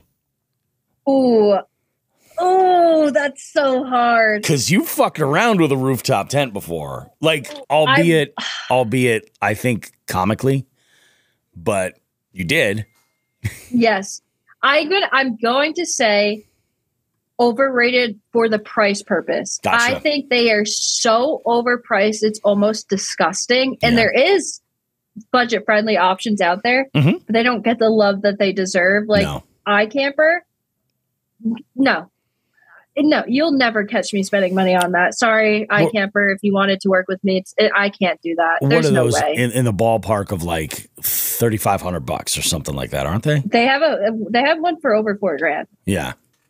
Yeah, ridiculous. Yeah, absolutely. There's just no reason for it. If they were more affordable, I'd be like, hell yeah. Go for it. But I do think they're a little overrated. Just throw a tent on the ground at that point if you're going to spend that money. So that's crazy. I feel like I'm with you as far as the overratedness. Like, I get there is a benefit of I don't know with all of them if this is the case, but there are some where you can have all of your bedding and everything in there, and when it's closed up, you're all set. So you can get there and flip the hatches open, and it opens up, and your sleep situation is good to go. You're set. I get that. The problem is, like, if you want to drive anywhere, now you have to tear down camp in order to go do that. So it's to me, it's like, it's one of those things. I'm like, not necessarily for everybody every time, per se. Yeah. But I also think like there are plenty of folks that I'm finding that they'll truck camp with their families, and they're like, yeah, we're going to put our kids in the rooftop tent because then it gets them, it gives them something. Oh, it's exciting. They're sleeping on the truck, such and such, and they can handle. I think like personally, would I want one? Yeah, because they're cool, but I just can't get with the price. I don't hate them though. I love them, and the time that I bought a tent and threw it up on my roof, was so much fun. Oh, I'm sure. It is a very cool experience, but lower the price. Now, I would say this. I would buy one. I just wouldn't put it on my truck. I would put it on a trailer. I would put it on my kayak trailer, really, is what I would do. And that's cool because then I can use the trailer as base camp, you know? That's badass, yeah. You know, that I would fool around. Plus, it's also not as high up and everything. I don't know. I kind of think they're a little bit overrated. I would do that, too. All right, so we're going to say overrated rooftop tents.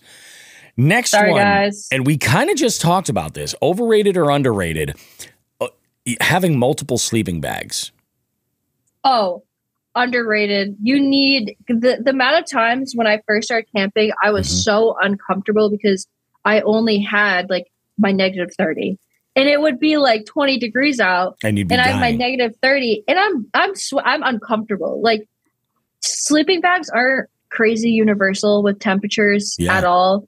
Like once they say this is the low, like keep it in that area type of thing. Because camping got so much better for me once I invested into. I have 4 right now. I have like a -30, a 0 degree, a 20 degree, and then my summer one, and that's all I need. Yeah. That's it. Yeah. But you have to have multiple for sure. I would say honestly, like at least 2. One for minimum for sure. Yeah, one for those extreme cold situations, and then another one. So I would definitely say underrated for sure. And I think it was that one outing in February when I was like, I don't know that I'm prepared. You got humbled. Yeah, I was like, this might not be so good. And you know, I mean, if I had the appropriate battery system, I would have just left my electric blanket on all night. You know, you need to invest in a really good like -30. Yep. And then like have one that for like between 0 degrees and 20, and then the rest just use a heated blanket if you have that. If not, bundle up in a wool blanket, baby. Yep. Oh yeah, and that's it. That's a big deal. So you could get away with 2 for sure. Yeah. It is good to also just have options, you know? And if you're like, oh, wow, my 30-degree bag just isn't really necessarily cutting it. Well, maybe put your 30-degree bag into your summer bag, and then you kind of double it up. Double. You at least have the ability to fool around with some stuff. I had asked Fletcher from All Things Overland in a recent episode about the bougiest piece of equipment he uses. And this is actually a question that came up on our trip. I was like, I think that's a good idea, because I said mine was easily that coffee grinder, because there's no real need for that. But 100% that coffee grinder is my bougiest piece of equipment that I bring out there. Yep. He said it was his jet broiled Genesis. And I put on this overrated, underrated, not just the Genesis, because I think the Genesis is like next level, but jet boils in general. Like you see everybody use them. Overrated? Really? Have you seen those prices? I have. And I have one for $20 that does the same exact thing. Oh, so you do have one of the knockoffs. Why am I going to go spend well over? I don't blame you. Oh my God. Yeah, I don't blame you at all, girl. You go. I get it. I just saw a company advertising one, and I was like, wait a minute. How are they selling this for like $30? And I was like, you got to be kidding me. Dude, sometimes I look at these prices because people who camp will buy it. And it's just like, I see a camping pillow for $30. Yeah. Like, I'm going to go to Walmart and buy a $5 pillow. Like, do you really have a need to boil water in like 90 seconds? Like, I think I don't know if it's that fast, but like, I mean, I just don't know. And I've got stove options. Like I come way over prepared in terms of stoves, but like the jet boil I need stuff, to use one to see. Maybe I'm missing out on something. Yeah.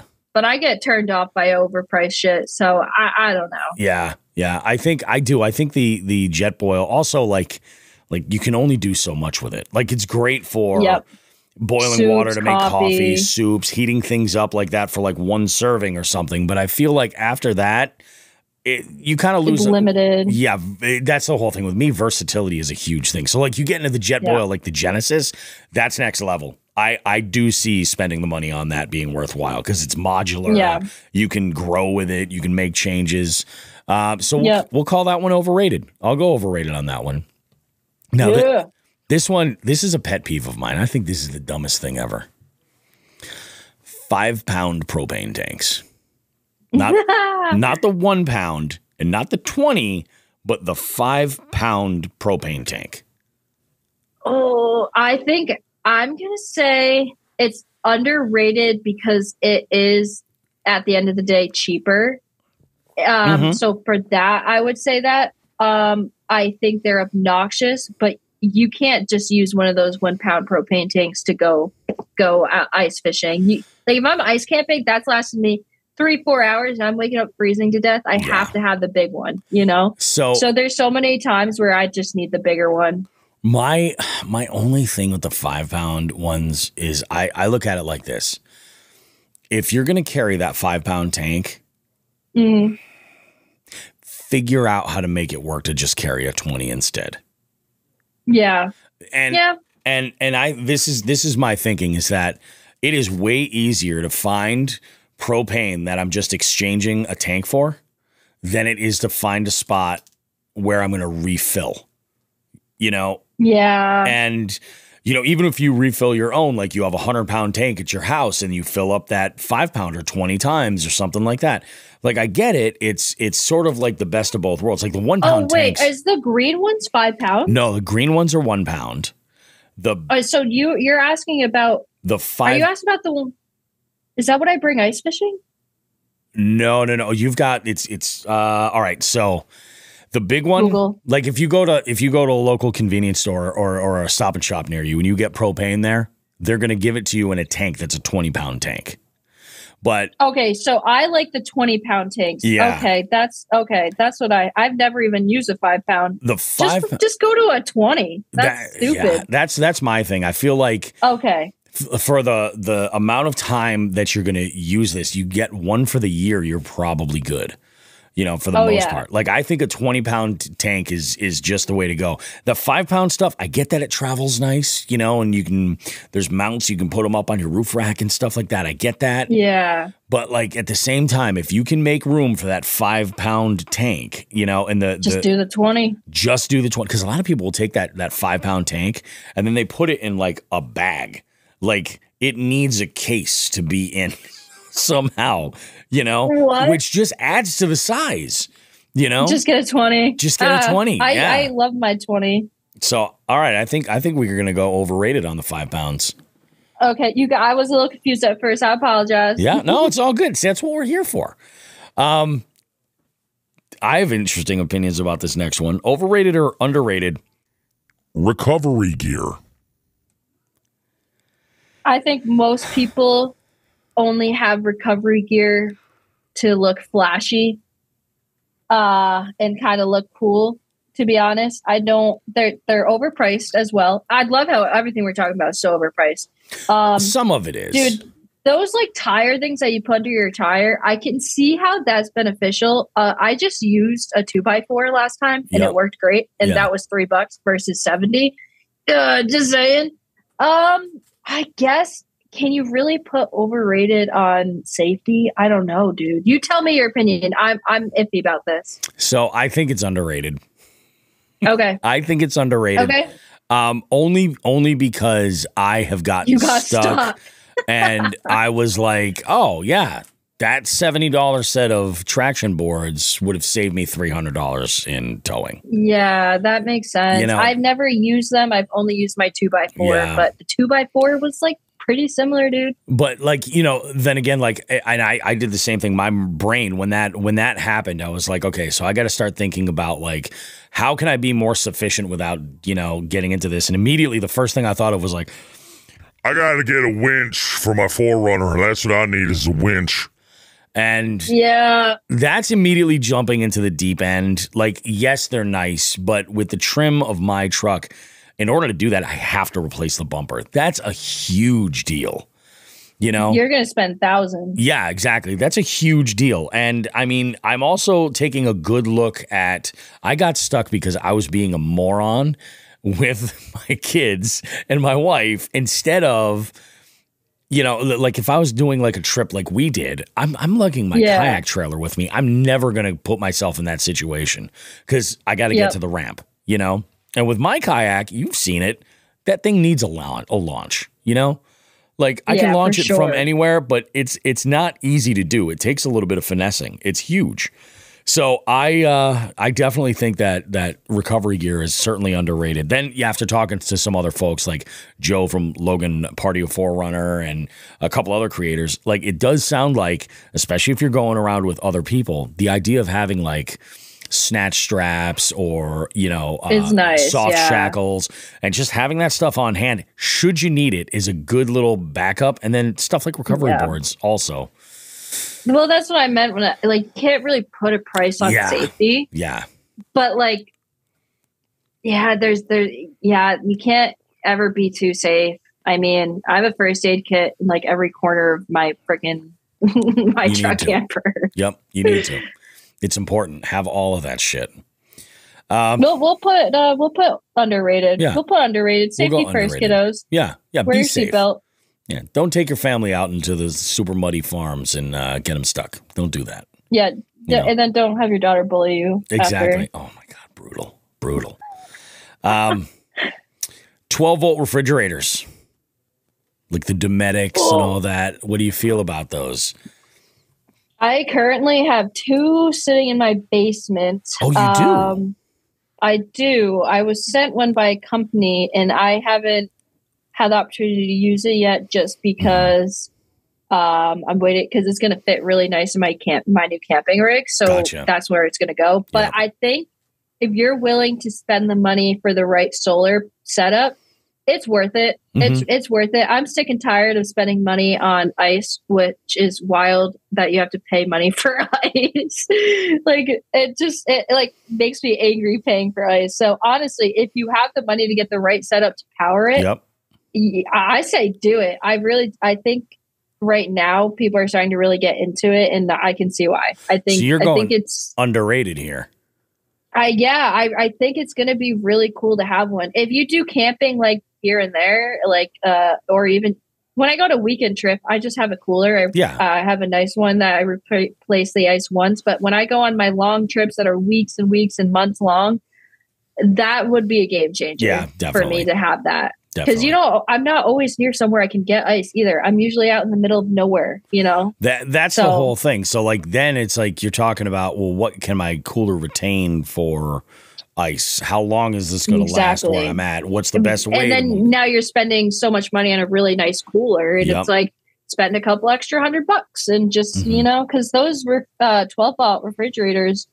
Honestly, aren't as expensive as you think they would be. I've seen them for as low as like $130.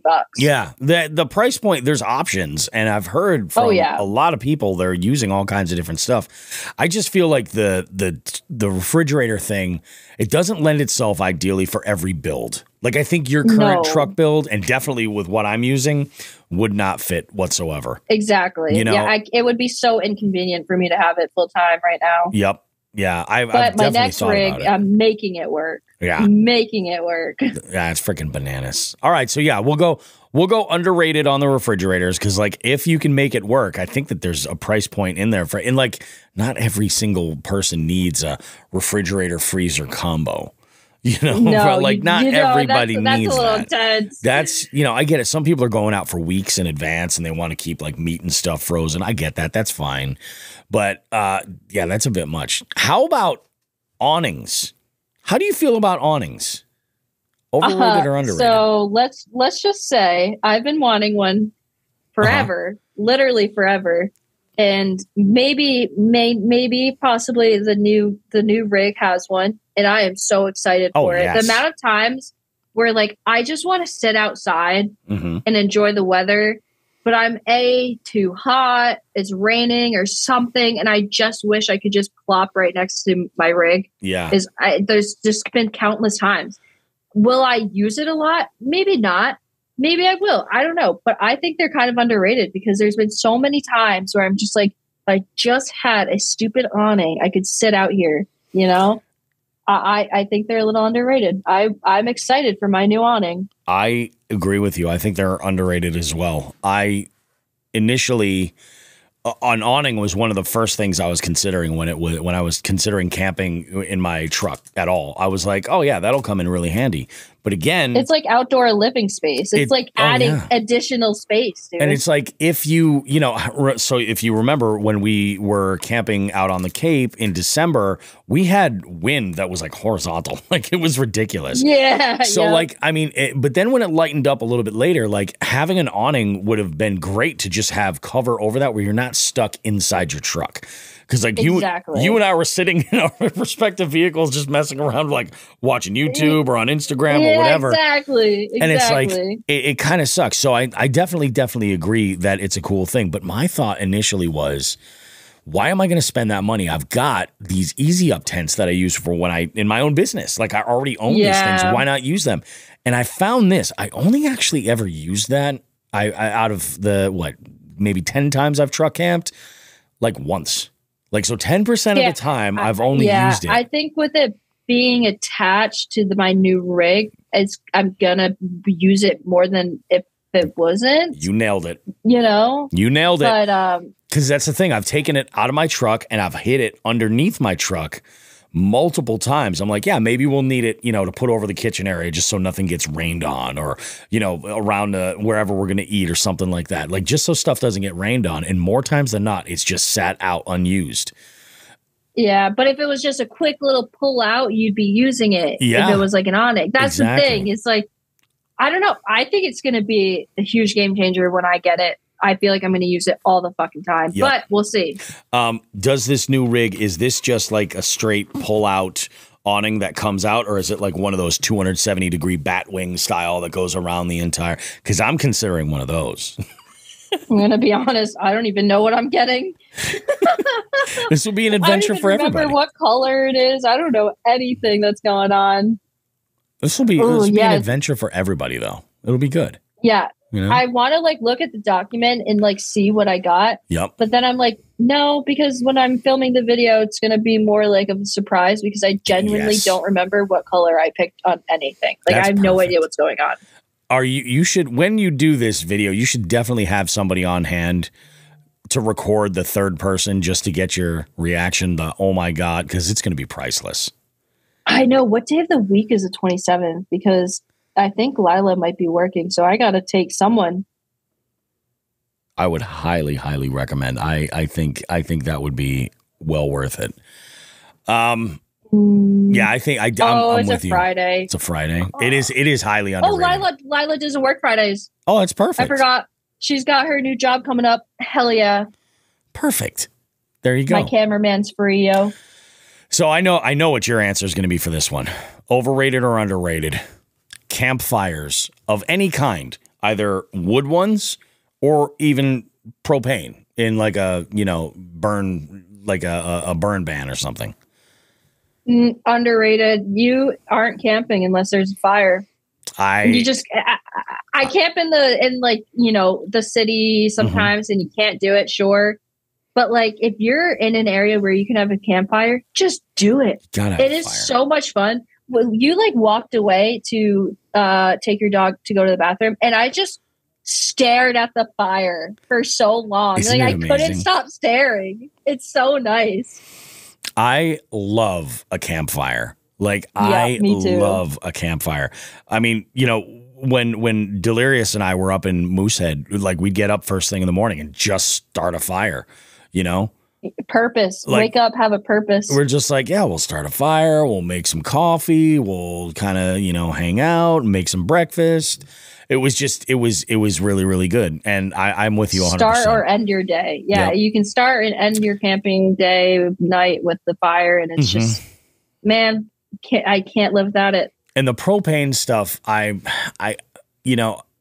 understand the need for it because, we're in some areas and, especially out west. Fire bans. With the burn bans. Yeah, exactly. You're okay, so we can't do a fire. We risk whatever. But, maybe at night it gets a little bit chilly. These things will throw some heat. And some of them are set up so that you can use them as a backup cook system.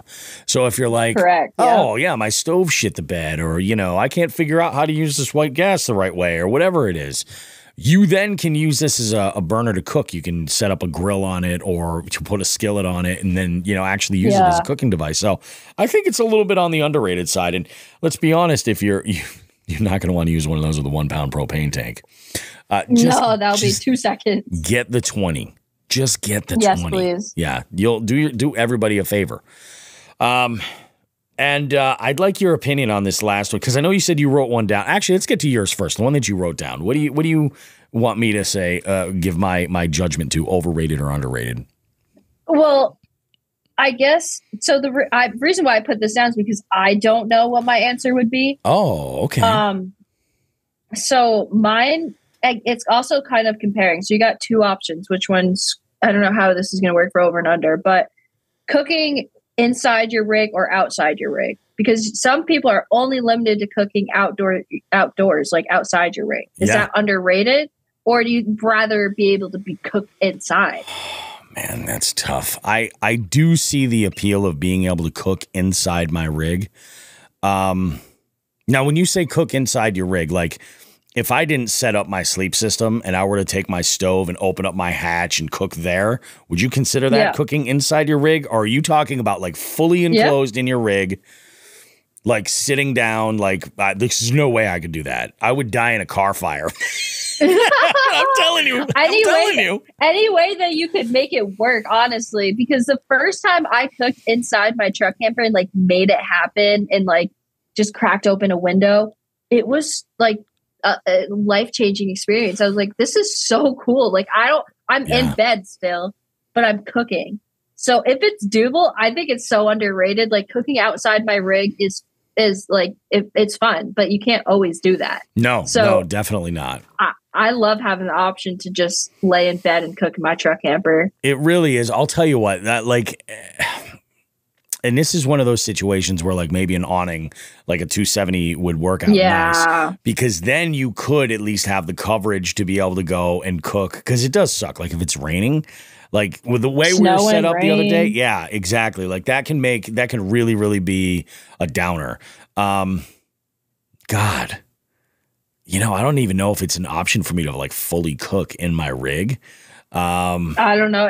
It would be very difficult. It would be. Yeah, I definitely think that I would have to stand outside and use that platform that I put my sleeping stuff on in order to, you know, I could definitely get by. But then again, I'm like, do I want like all like what I made when we camped, like the crushed red pepper and the garlic and the wine and the lemon. It would just smell inside your car. It would be crazy. And yes.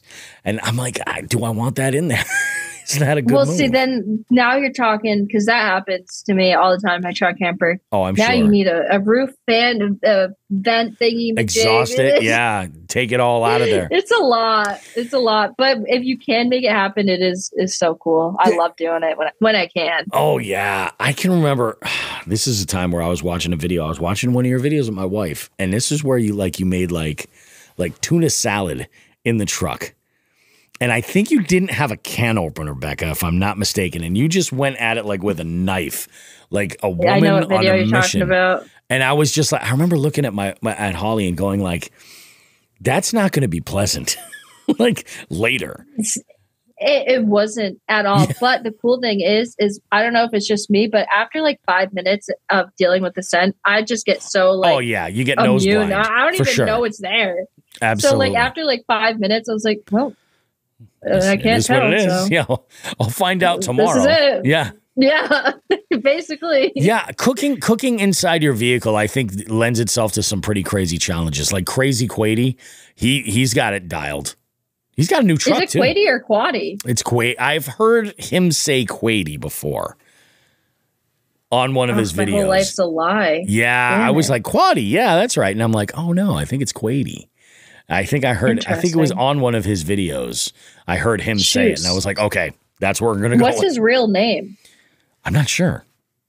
Shoot. Sorry, buddy. I like him a lot, too. Oh, he's the best. He's the best. Yeah, he's so sweet. He actually answers my DMs, too. I love him. He's That's great. awesome. Sorry, Quaddy.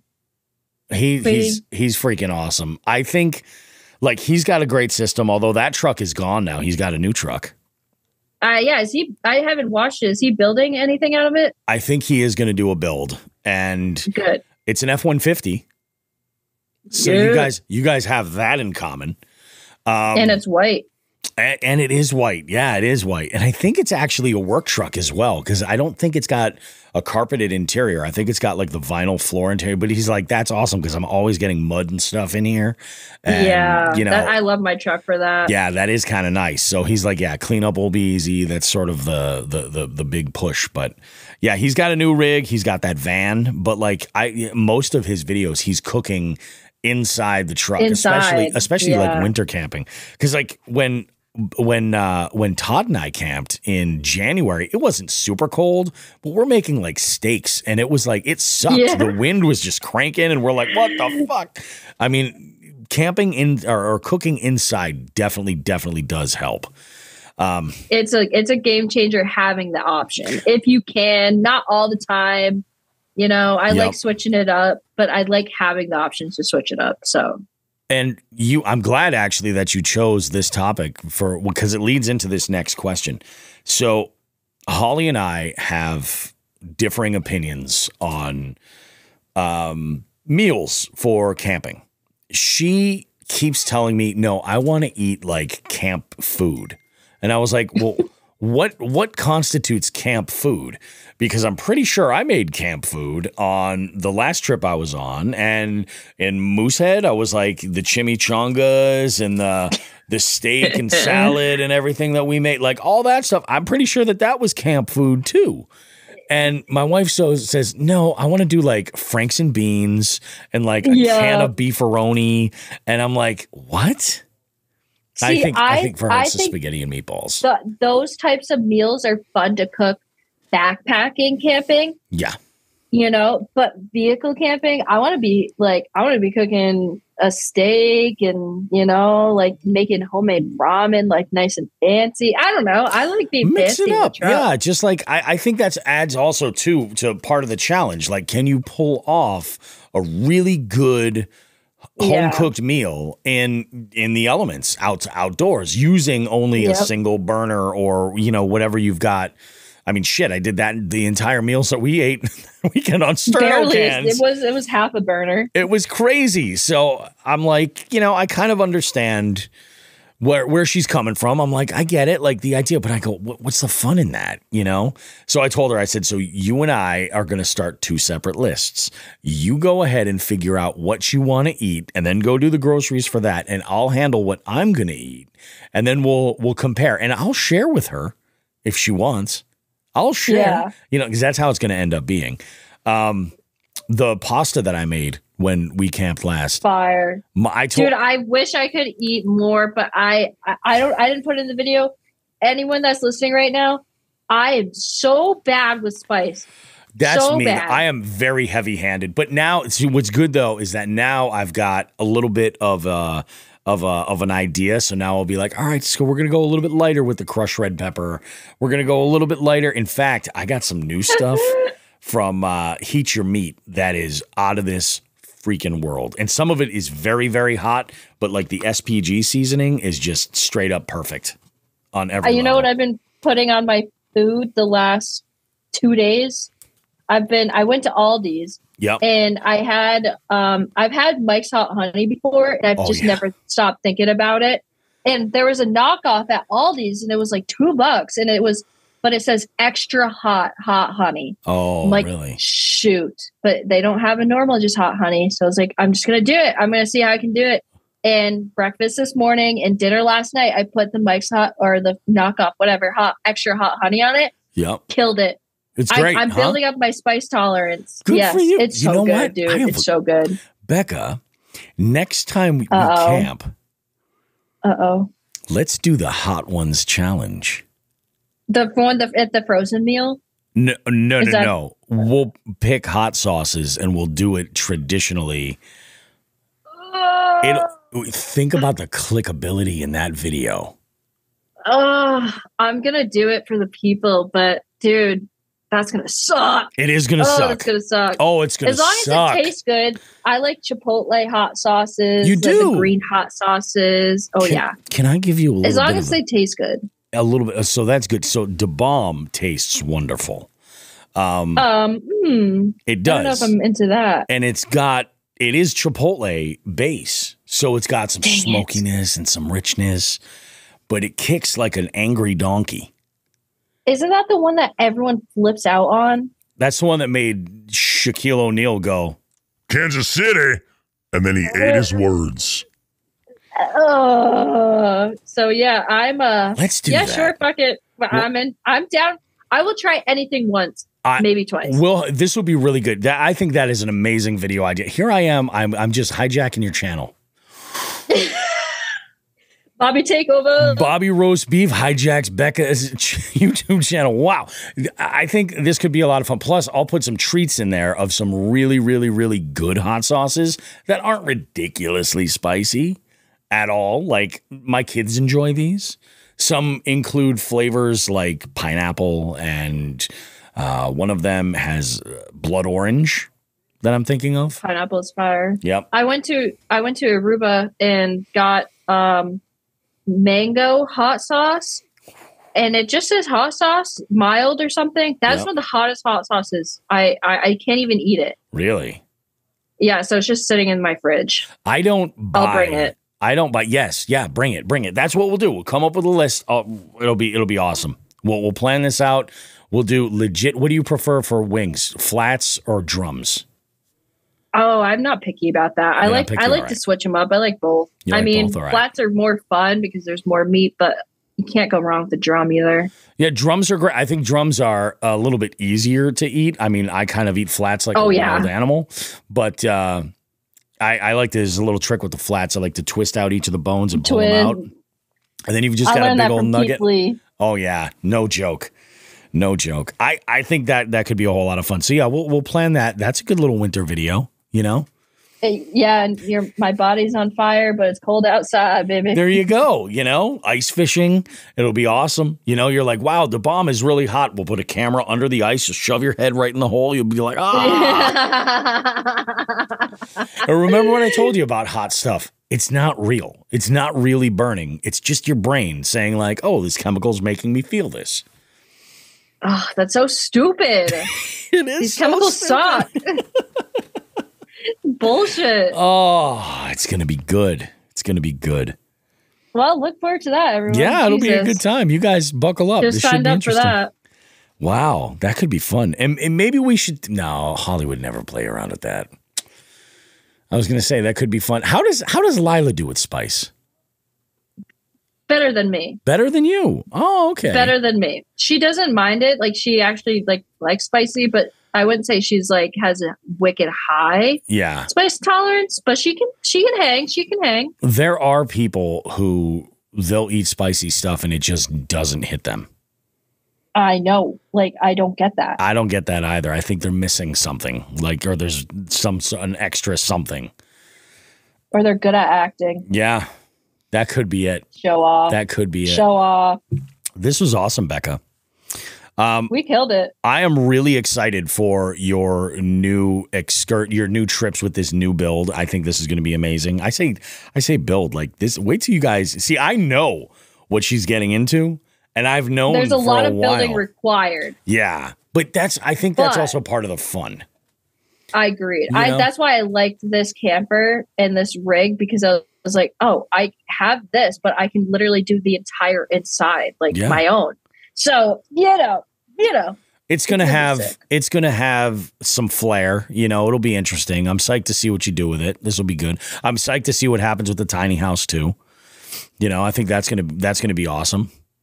That'll be done. Hopefully this Saturday I'll put up the last slabs and be done. It'll be good. Well, we'll see. Before we wrap, if you have anything that you want to mention that's coming up, anything you want to promote at all, or shout out anybody that you're working with, you know, promo codes and such, have at it. Code Becca.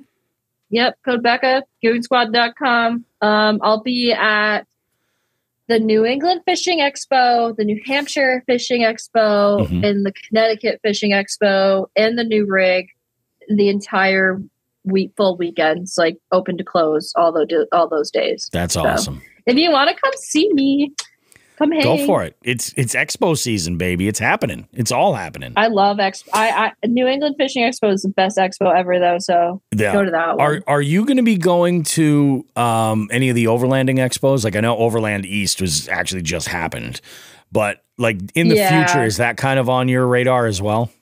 I would really like to. I really wanted to go to the one that was in the Carolinas or something over there, but I couldn't make it happen. But I have to do 5 total for the company with the rig. So those are the 3. So I do have 2 more that I can just like email and be like, hey, I want to do these 2, whatever. Perfect. Sweet. Yeah. They're pretty lenient, like lenient. What the fuck's that word? Lenient. Yeah. Pretty lenient. Why does it sound like that? I don't know. They're cool about whatever shows I want to do. That's awesome, though. It's good. It's nice to work with like good folks. Like they're awesome. You know what else? We should plan. I know we talked about doing the St. Lawrence before. But we have a new partner added to Jigs and Bigs, Abe Lure. But also with Abe Lure, we have the Ship Motel, and I believe is it the River House? It's all the notes are in the podcast and everything. But there's links for booking and stuff. We should go up there and make a trip and go out with Chris and Christina and plan like right now is prime. Too. Is it? Oh, really? Yeah, right now is like insane prime. This month is so fucked up for me. It sucks. Me too, dude. I'm going to be, and my birthday is November 3rd. So it's like the crazy month's just barely going to end. And then bam, birthday. And then all this crazy others. The next like 2 months count me out of life. I don't even know what's going on. It's wild. Like we went out that first weekend in October, and then I had an event every single weekend. I have one so the following weekend, I have one this weekend, I have one next weekend. The 28th, I have something kind of pending, but that's not even like an event. That's not even a work thing. That's just like our friends are like, hey, we're having a Halloween get together. You want to do something? And I was like, fucking yeah, that's great. That weekend. Yep. The 4th, I'm camping with Holly.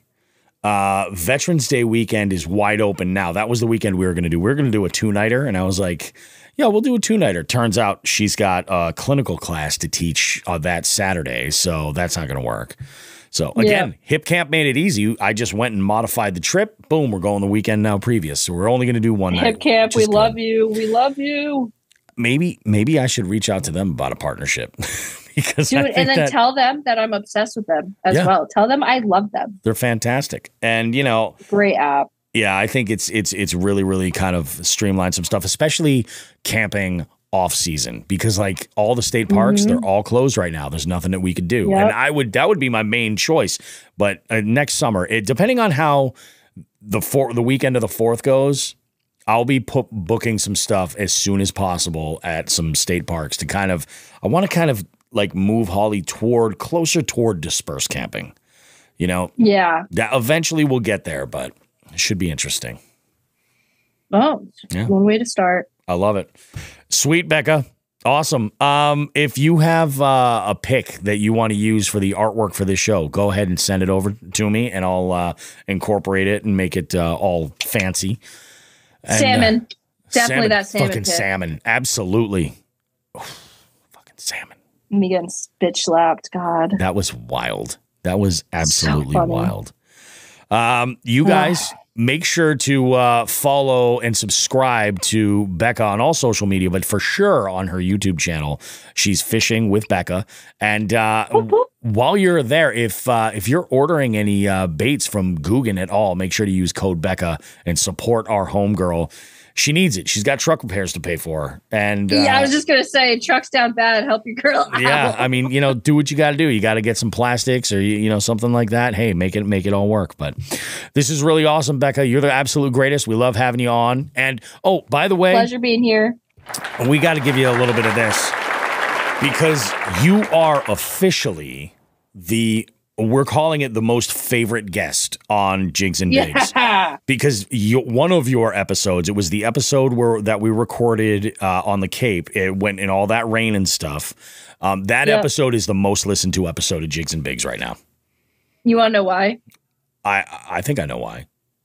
It's because Sky was there as well. Well, Sky, yeah, that's true. That's right. Sky was laying in my freaking bed while we recorded that. She was out our good cold. luck charm. That's right. She was sleeping. She was so out. That dog is the sweetest little animal I have ever seen. Like, I'm sitting on the picnic table eating breakfast, and she comes over and just grabs my elbow and like nudges my arm over her.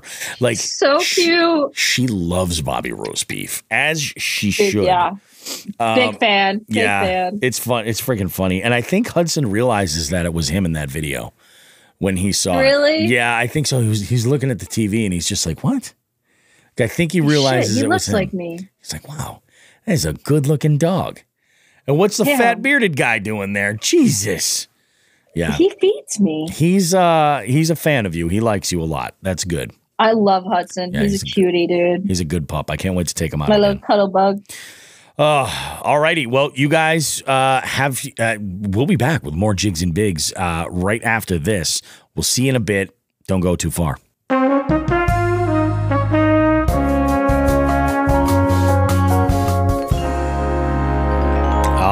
Alrighty, guys. Well, that's going to do it for this week's Jigs and Bigs. Thanks so much to everybody that has been tagging us in their fish photos, to everybody who's been throwing us mentions. Of course, thanks to everybody who's in the multi-species scavenger hunt. That is fantastic. You guys wait until next year. When we launch next year's 2024 season multi-species scavenger hunt series, it's going to be amazing. It's going to be every single month, and we've got all kinds of fun stuff up for grabs. You're not going to want to miss it. Also, as just a quick mention, I probably should have mentioned this way earlier in the show. Appreciate all the love we've been getting over at Apple Podcasts. But again, as a little call, if you guys can go and just hook us up with a review and a rating over at Apple Podcasts, that would mean the world to us. You can definitely rate us if you listen on Spotify as well. But giving us a review on Apple Podcast actually does a lot to kind of help the analytics push this show to get a little bit more visibility, which we really could use at any turn of the phrase. We have, of course, we still have spots open for our jig heads. If you would like to become a jig head, now is the perfect time to do so, because we do have some exclusive deals that are available for our jig heads that we work with our partners to sort of enhance the reason to be part of the jig head fam. But not only that, if you're planning on coming out to the 200th episode celebration game dinner in January, you'll get first crack at your tickets for this. And, let's be honest. The way it's looking, if our jig head roster were totally full and we launched and every jig head bought tickets, they could sell it out. So tickets will be at a premium, guys. So if you want a spot, it pays to be a jig head and jump on it. I think I have a good solid week of fishing up in front of me. I'm a little bit curious how this is going to play out. I think I'm going to be doing 3, maybe 4 days. We'll see what happens. What do you guys have? Anything going on? Anything you want to mention? So it's funny you mentioned the Swift. I was thinking about not fishing today, but I was thinking about just taking Emma down there and kind of walking the Swift River. And cause it's been a while. I haven't seen it in a while. So it's nice down there, man. It's beautiful. It is. It is. Get her out of the house. She's home from school today. So there you go. That's not a bad idea. Yeah, I'm close. I'm only 15 minutes away. So yeah, why the hell not? Yeah. I think I'm probably going to make another send there this year, maybe 2. I don't know when necessarily, but I have this one spot where I'm hoping to find a brown trout, but I might have to add it to a trip while I'm already out there to kind of commandeer on all of it. I don't know. It'll be interesting to see what happens. It'll be. I got a spot. I mean, if you want to do the ride, I'll text you a spot that'll be good for the Browns. I would be open to take a ride. I've got no issues with that. What else do I have going? Oh, guys, not this coming weekend, right? This is when everybody's doing all their Halloween shit. This coming weekend, the weekend of the 28th, the following weekend.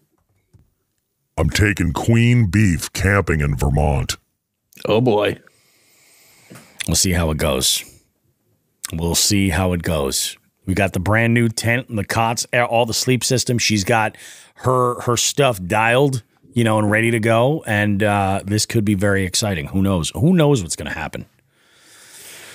Fingers crossed. I'll have a full report on the show that runs after that. So it'll be the first episode in November. You guys will get all the gory details on how it went. We're also bringing the derpy one Eleanor with us. Good luck with that. A lot of fucking derp around that fire. Yep. Yeah. I got one thing before we get out of here. So I am actually when I get out of this chair, yep, I will be heading right over to the post office. All the remainder of the Jigs and Bigs prizes from September. Thanks for bearing with me, folks. I know I was in touch with you this week. Sweet. Are out the door. So rock and roll. Fucking awesome. That's all gentlemen. I got. I love it. Zach chimes in and says, thanks for making Monday better, boys. I appreciate that, dude. I really do. I have a few things I have to work on, namely editing this show and then getting my week all straight for work this week. But I am going to be doing some work on some future projects for Jigs and Bigs as well. And I don't know, you guys have yourself a good one. I appreciate the hell out of all of our listeners. You guys are absolutely amazing. Take good care of yourselves. We'll see you back here in 7 days of more Jigs and Bigs goodness. Much more fun and excitement in the fishing world. Perhaps we might be missing another fingertip in the next episode. Who knows? Not for me. Not for me. No, that's enough from you. All right, guys. Yeah. You have yourself a good one. Thank you so much for listening, everybody. We'll see you next week with more Jigs and Bigs goodness. Like we always say, tits and ass, smoke some grass.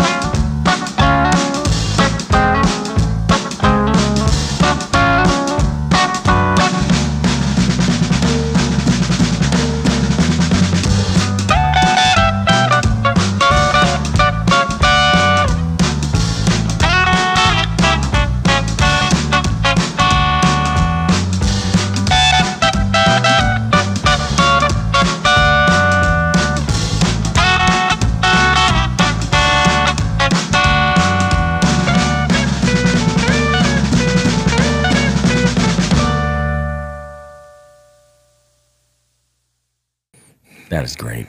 That's really fantastic.